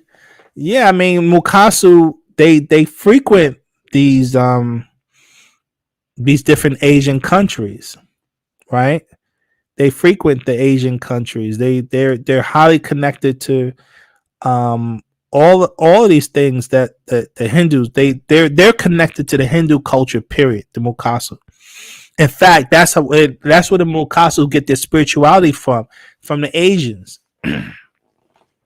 So whenever you listen to any of these Mukasu who are spiritual in nature, they always their whole spiritual systems come out of India. And so that's just what it is. I mean, that's not a secret. That's not a secret. That's why a lot of Mukasu are into yoga and meditation. All that stuff comes out of that all that stuff they learned out of the Hindus. Now keep in mind, the Hindus were taught by us. We taught the Hindus. You know, a lot of their spiritual systems they were learning in ancient, from ancient Kemet, and they got a lot of knowledge from us. And they admit that the Hindus don't lie about that. If you research it, they'll admit that. Because they'll if you research, the Hindus will tell you about the science of the pyramid. In fact, they got this really good video that I actually recommend people look at. It's a meditation video. Actually, Hindu narrates it. I'm not such a fan of the narration, but it's actually a really good video dealing with meditation. If I can find it, I'll show it to you guys. This one right here. This is really good. He goes into the science of the pyramid in this particular video, and this is a Hindu. So he's explaining how through meditation you're pulling in what they call cosmic energy, or what we call sakhem, right? In our language we call sakhem, and this is why the master teacher built the pyramids on our land to pull in that the sakhem, and that's designed to recharge our bodies. And this is the process for one opening up their third eye, right? And so this whole video that these Hindus put out is going into that, explaining that. It's talking about how to astral project, and so throughout the video it's talking about the pyramids. So my point is the Hindus, they know who had the real spiritual sciences. They know that this these spiritual sciences come from us Africans. I mean, that's just like everyone knows, like the lotus position that the Hindus sit in was that was what we did. That was that's an African thing.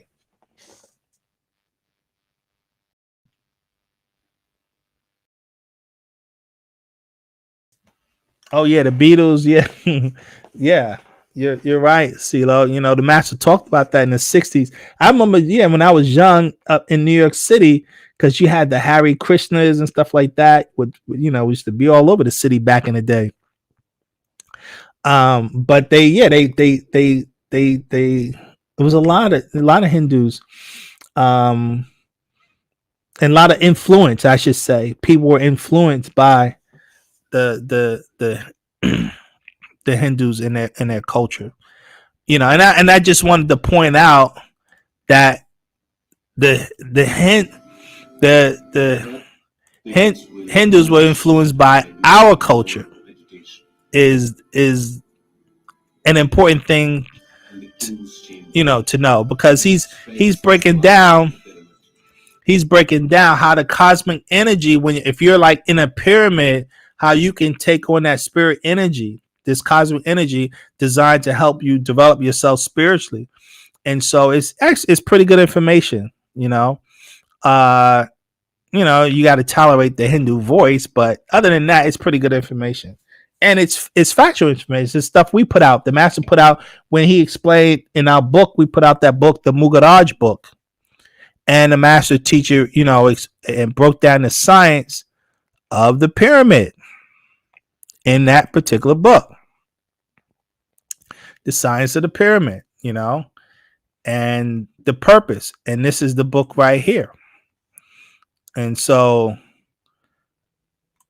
the purpose of the pyramid and how to harness this cosmic energy to develop yourself spiritually.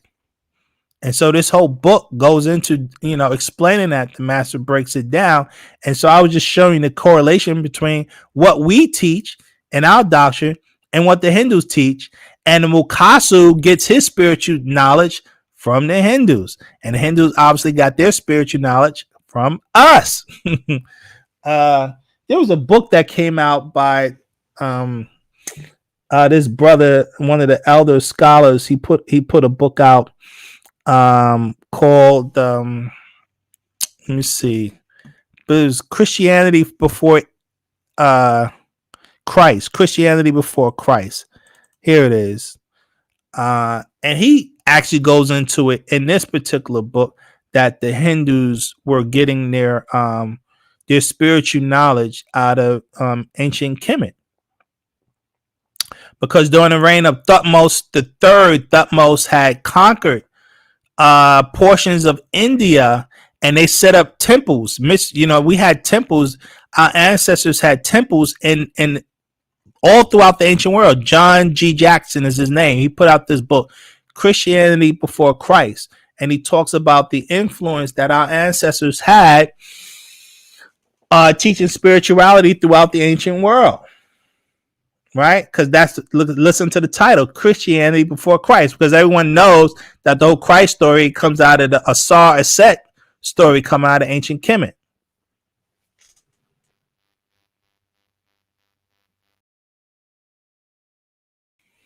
Yeah, the Hindu video on meditation, it's really good. I actually do recommend it, for those who want to check that out.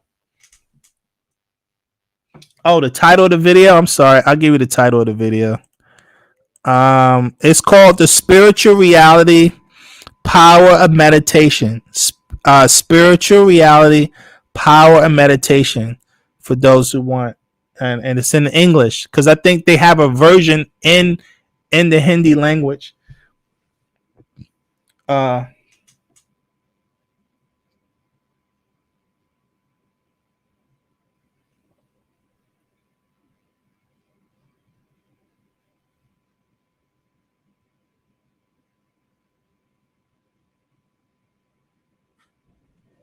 Okay, yeah, I'm sorry. So yeah, you know that it's on YouTube, right? The Spiritual Reality Power of Meditation. So you guys should be able to find it.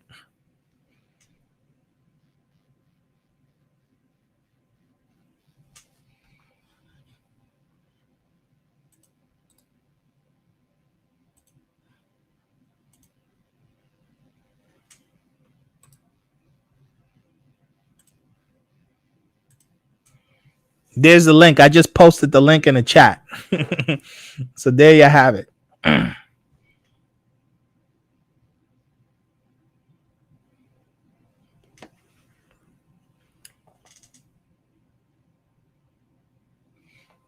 Yeah, you guys, you see the link in the chat, so you guys can pull up.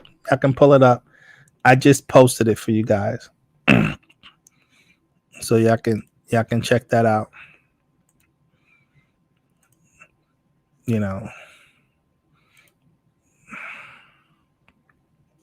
But yeah, so I think it's important. You guys to know that the connection, right, between us, how we were teaching spirituality and how the world copied from us, right? The world copied from us and all. And so this is the master, like this is in our book, the Mugaraj book. The master, they took a picture of this cosmic energy, coming out of the pyramids on the land. And that's what that's what the Hindus talking about when you're like near a pyramid. Because the pyramid, it harnesses cosmic energy and sun energy. The pyramid harnesses that. So anyone who's near a pyramid, who's walking around it, because we have that ritual where you walk around a pyramid, your cells, that's how you recharge your cells. And that was the process of developing yourself. This is why the Mukasu took the land. That's why they locked the master up and they took the land from us, because again, they're afraid. The guys, they know our power. That's what I'm trying to tell you. They know our powers. They know our abilities. If we was to learn to develop ourselves spiritually, they're frightened of it, and they will do anything to stop us from developing ourselves. That's why they poison us every day through the food, through the media, through their labor conditions. They keep they keep us so preoccupied with trying to make money, and the last thing they want us is to be developing ourselves spiritually and for us to regain our spiritual awareness, because then they know it would be over.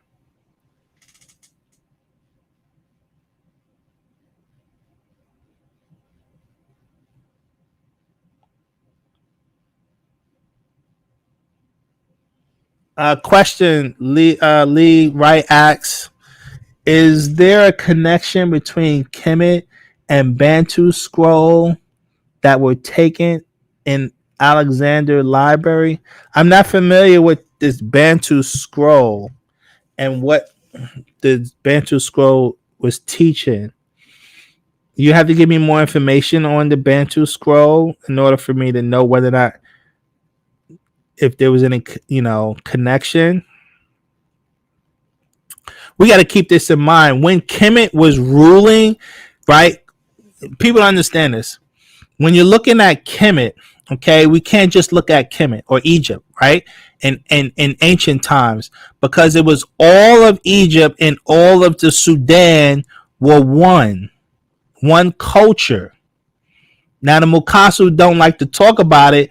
Little by little, they've been exposing that the so-called Nubians, us Africans, and the Egyptians lived the same exact culture. So the culture that was in Kemet was really throughout the whole continent.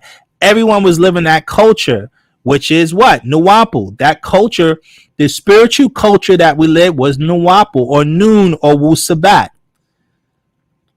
Right? They called it Noon. That's why I talked about before.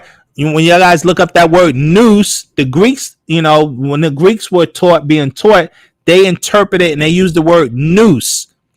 And when you look at the word nous, Nous, the Greek philosophy, it talks about making decisions based on sound reason. And that's where we get that from. Oh, Ubuntu. The Ubuntu culture was a pre-dynastic culture. I repeat, the Ubuntu culture was a pre-dynastic culture because pre-dynastic Kemet was ruled by the Tahites, the Sans tribe. It is the Sans tribe that was teaching Ubuntu because they're the ones who lived up for and by each other. They're the ones, the Sans tribe or the Tahites or the Pygmies are the ones who had the culture that was based on egalitarianism, where everyone was equal. Keep in mind, when dynastic Egypt came into play, they changed things up from the original culture. Okay? In fact, they took over power from the Twa. When dynastic Egypt, these were black people that came from Mesopotamia. Yes, the Zoe people. These are it was the Watusi type people, right? Who came / Bantu type people who lived in Samaria. They're the ones that came into Egypt around 8,000 years ago, between 8,000 and 6,000 years ago. Because prior to that, the Sans tribe, the Twa, were ruling ancient Kemet.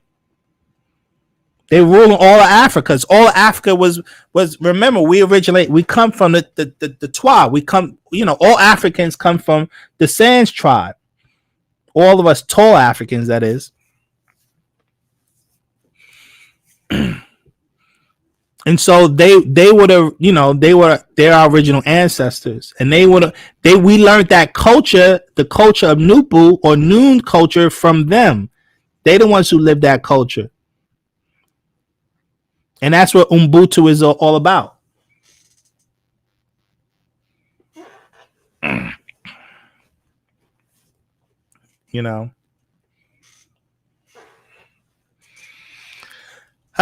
Okay, so it's about that time, guys. We're gonna close out. We covered a lot. And I hope it helped. Question in Nigerians. Yes, Nigerians. All of Africa, for all Africans are one people. Let's put it like that. All Africans comes from the Sans tribe. Remember that. All Africans comes from the Sans tribe, the Twa tribe. They were the original. They were the original Africans on the planet. Us tall Africans, right? That goes into a whole nother story. But yes, Nigerians are connected. Nigerians all Africans are connected. We're all one people, regardless. We got all these names: Nigerian, Ghanaian, Tanzanian. We're all the same people. We all have the same genetics. We all have the same bloodline, regardless of the tribes that we've broken up into. We're all the same people. If you have woolly hair by nature, you are of the African bloodline, no matter where you live on the planet Earth. Remember that, guys. If you have woolly hair by nature and you have light to dark skin, you are of the African genetics. Remember, we live by our genetics, not by our tribe. We live by our genetics, our bloodline, and we all come from the original bloodline, which is the Tahites or the Sans tribe, or they call them the Zo people, or the Twa that live in the Congo, or the Sans that live in South Africa. All Africans come from them. Every last African.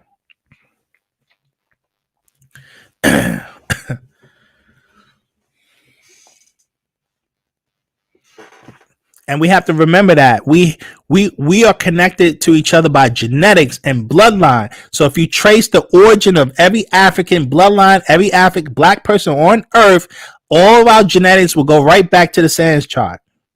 All of us, regardless of what country or what tribe we're from. Our woolly hair is what connects us. All you gotta do is look at the woolly hair of the Sans tribe, and you find out they have the strongest woolly hair genetic out of all blacks. They have the strongest woolly hair genetic, which proves our woolly hair comes from them. They have the original genetics. They have the strongest genes.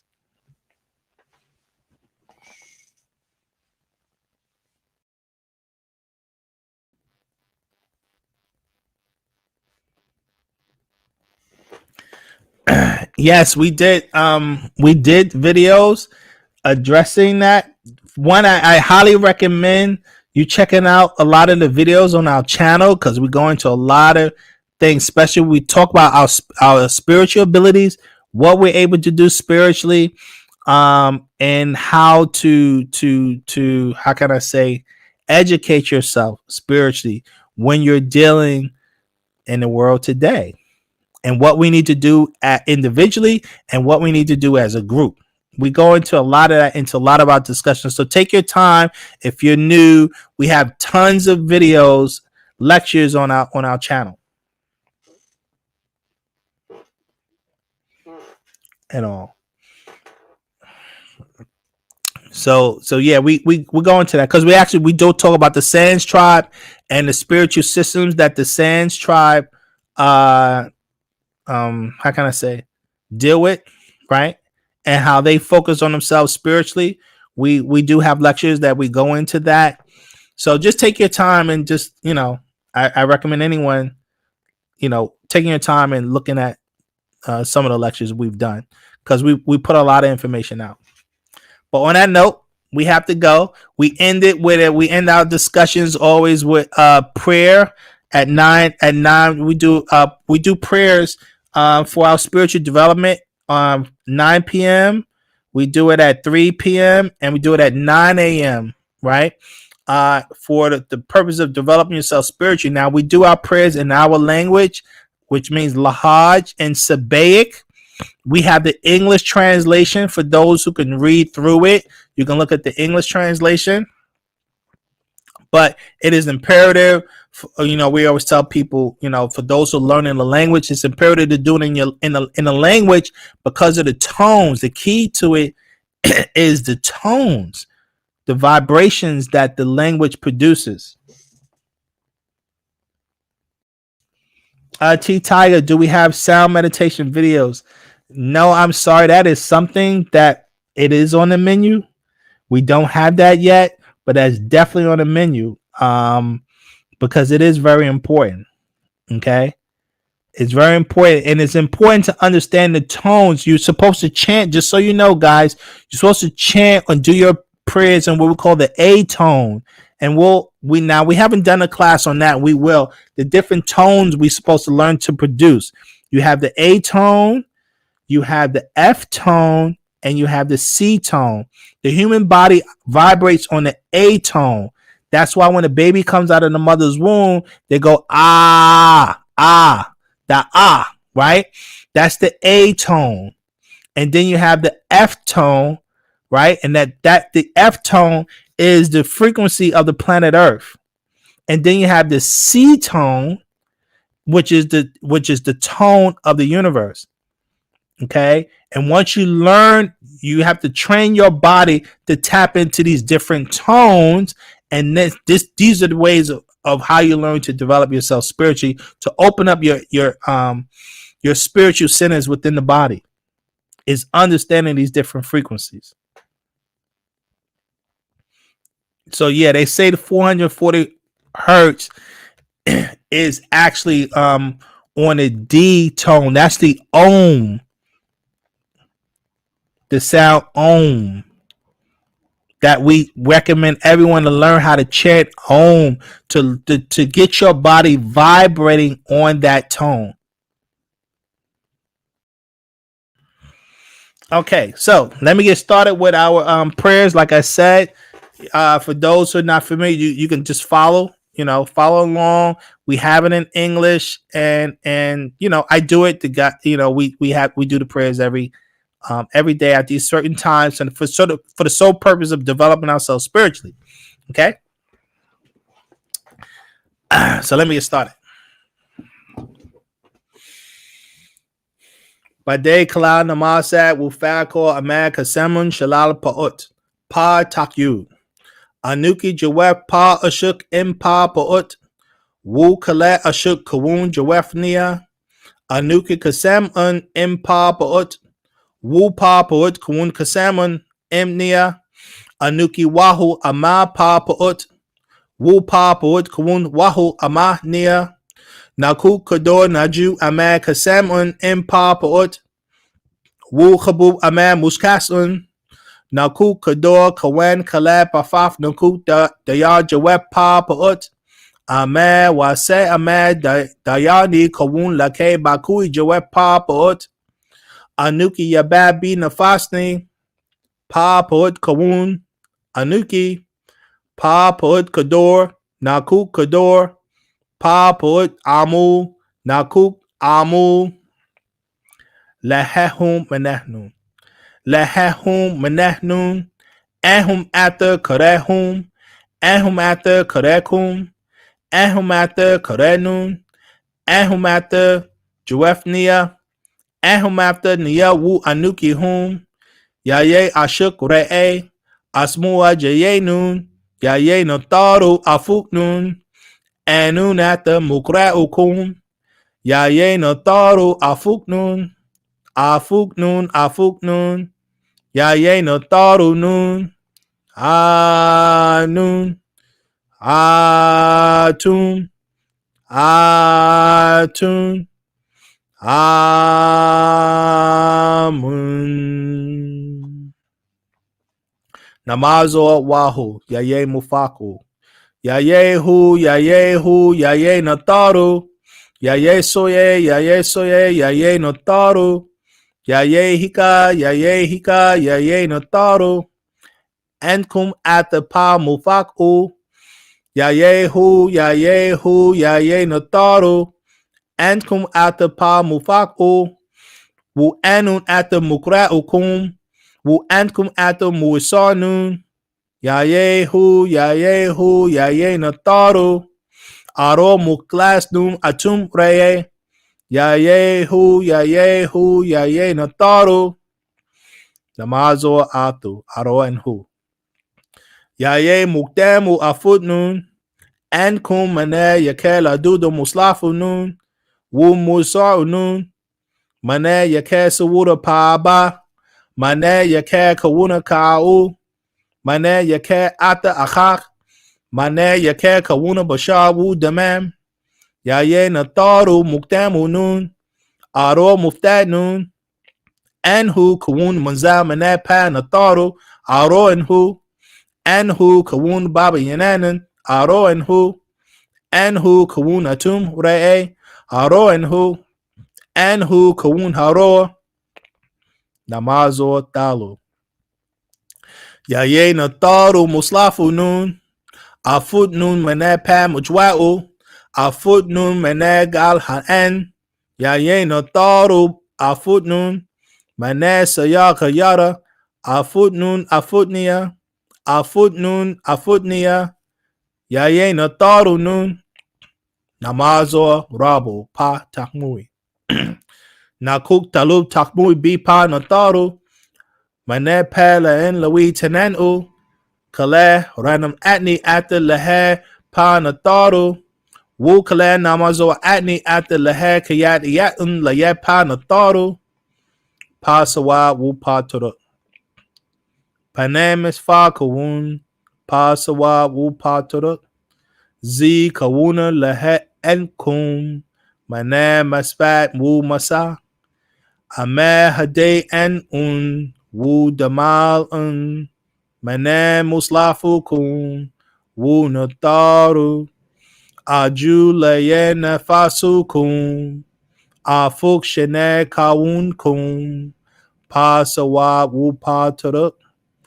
Pa hade en wu pa damal. En nun tawu en kun. Lehe penen damal wu shafe. En nun tawu en kun.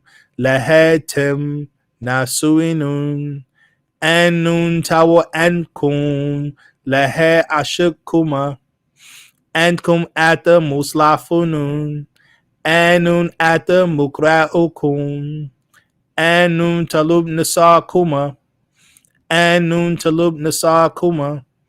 En so nun kahen nataru.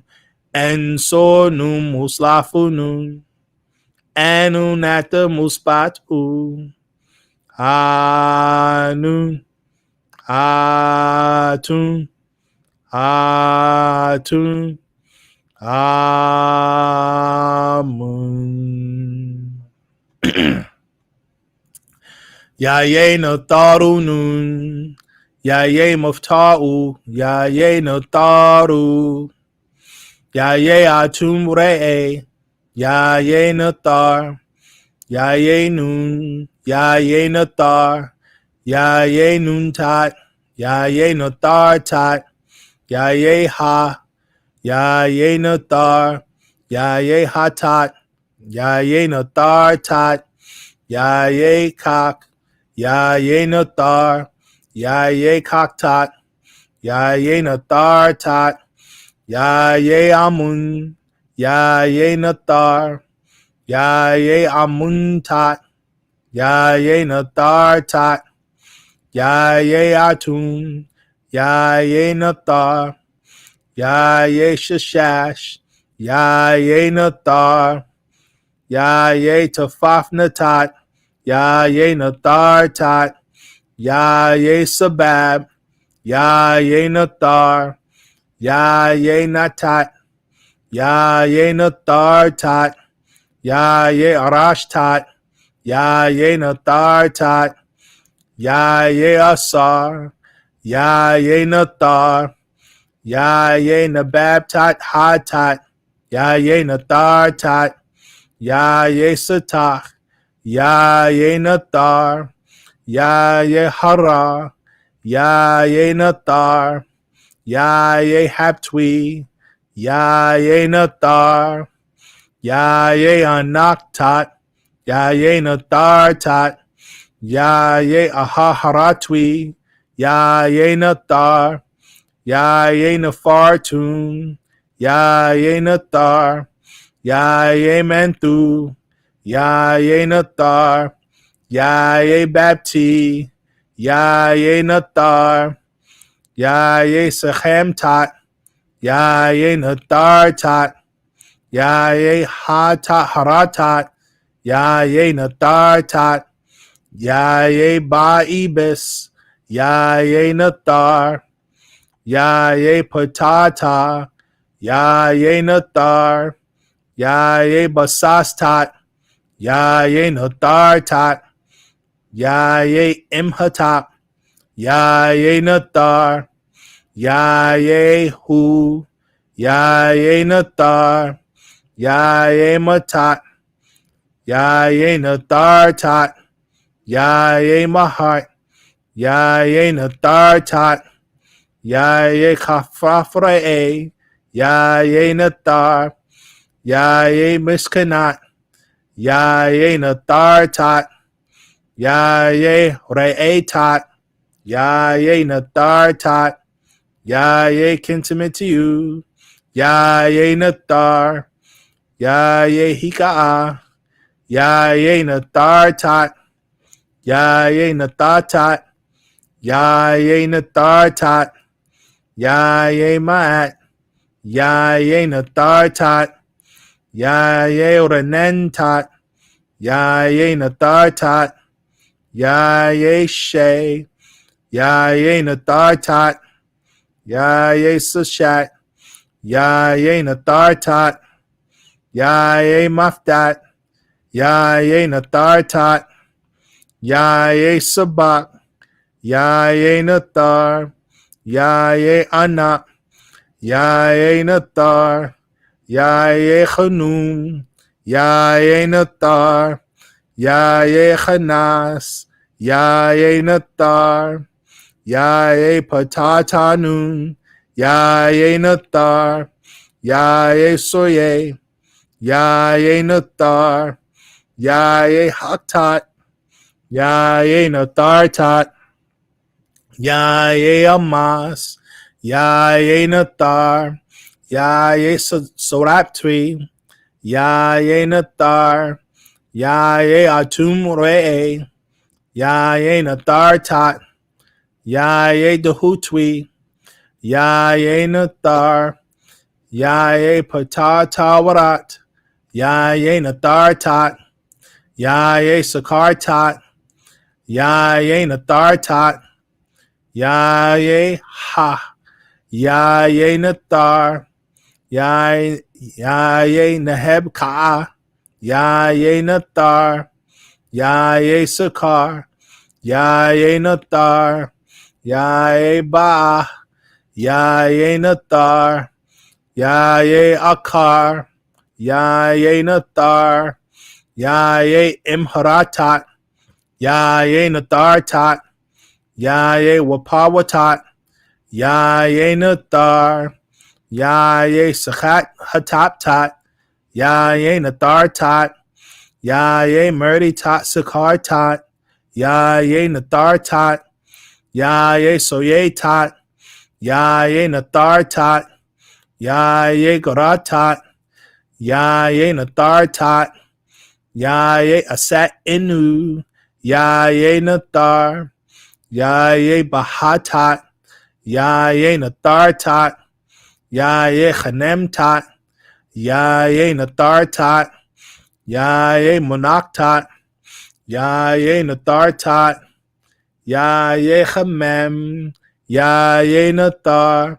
Ya ye mahatwi. Ya ye nathar. Ya ye kabesin and afaf. Ya ye nathar. Ya ye damata afaf. Ya ye nathar. Ya ye murdi tat. Ya ye nathar tat. Ya ye nasat. Ya ye nathar.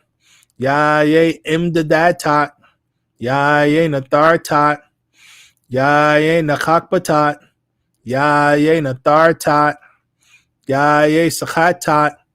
Ya ye nathar tat. Ya ye anak tat. Ya ye nathar tat. Ya ye dadad. Ya ye nathar. Ya ye tum. Ya ye nathar. Ya ye wahoo. Ya ye nathar. Ya ye yasas. Ya ye nathar. Ya ye anach. Ya ye nathar. Ya ye afnuit. Ya ye nathar. Ya ye satat. Ya ye nathar tat. Ya ye sakatwi. Ya ye nathar. Ya ye ima'at. Ya ye nathar. Ya ye nana. Ya ye nathar. Ya ye inuit. Ya ye nathar. Ya ye imsataktwi. Ya ye nathar. Ya ye mudaltat. Ya ye nathar tat. Ya ye rahashafaf. Ya ye nathar.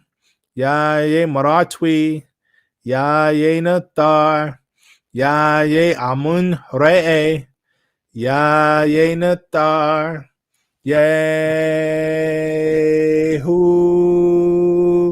Anun. Ata Kaled Jawef Pa'ut, Nun Re'e, Tun Re'e, Tun Re'e. Mun Re. Yay Amun. Amun.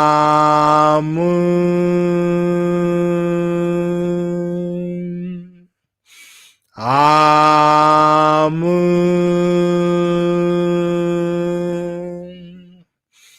Amun.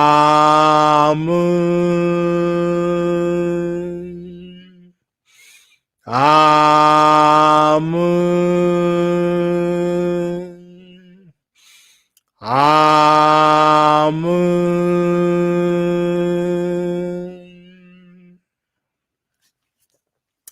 Jennifer. Now, for those who are not familiar with our spiritual practices and us doing the chants and the prayers, the whole purpose, just so you know, it's about learning to raise your vibration, to put your body on a certain tune, a certain frequency. That's why as you go through the prayers and then you we recite the name of the Nathar, the deities, right? You try to do it in a certain tone, and then after that you go into a chant where we chant Amun, Amun. The whole point is to help stimulate your cells, to help stimulate a certain vibration in the body over a period of time as you get used to this. That's why we talk about doing it 3 times a day. It is designed to help the body recalibrate itself. And this is the beginnings of developing oneself spiritually. This is why we do these things. This is why we do these things. Because after you finish, just so you know, after you do the prayers, then you do the chant, then you're supposed to go into a meditated state. You're supposed to go into a meditated state because what you're trying to do is heighten your senses, your sense of hearing, your sense of smell, your sense of perception, right? And this is the beginning of helping you tap in to other levels of consciousness, to other realities, other dimensions. We have those abilities. It's a process. And that's what these rituals is all about. Okay. So for those who do not know, now you know. I hope that was helpful. We did a lot today. And as I always say, definitely watch our discussions more than once. And until then, we will see you guys next week, same time. Question, T Tiger, what are deities? When we say deities, we're really talking about our ancestors. So what happens is you have your mother and father you come from. They come from their mother and father, who comes from their mother and father, who comes from their mother and father. You call them your great grands, your great great grands, and your great great great grands. Well, some of those great grands in your bloodline, T Tiger, have resurrected to higher dimensions, and you're connected to them. And so the purpose of the rituals is to teach you how to contact or make contact with them. So when we say deities, we're really talking about your ancestors, and we use the terminology, the Nathar. And so the masculine ones, we say Nathar, and the female ones, we say Nathar Tat. So at the end of a word, when you hear Tat at the end of the word, that represents the feminine, as opposed to, when it's not there, it's the masculine. So Nathar is male and Nathar Tat is female. And some people translate it as deities, but it's really your ancestors. And that's who you're trying to learn how to make contact with. You're trying to learn how to make contact with your ancestors who have ascended to those higher realms. Like I said, you're connected to them. All of us are connected to our bloodline. And we used to know how to communicate with them. We forgot. We lost this science. And that's what we're trying to re-educate our people about.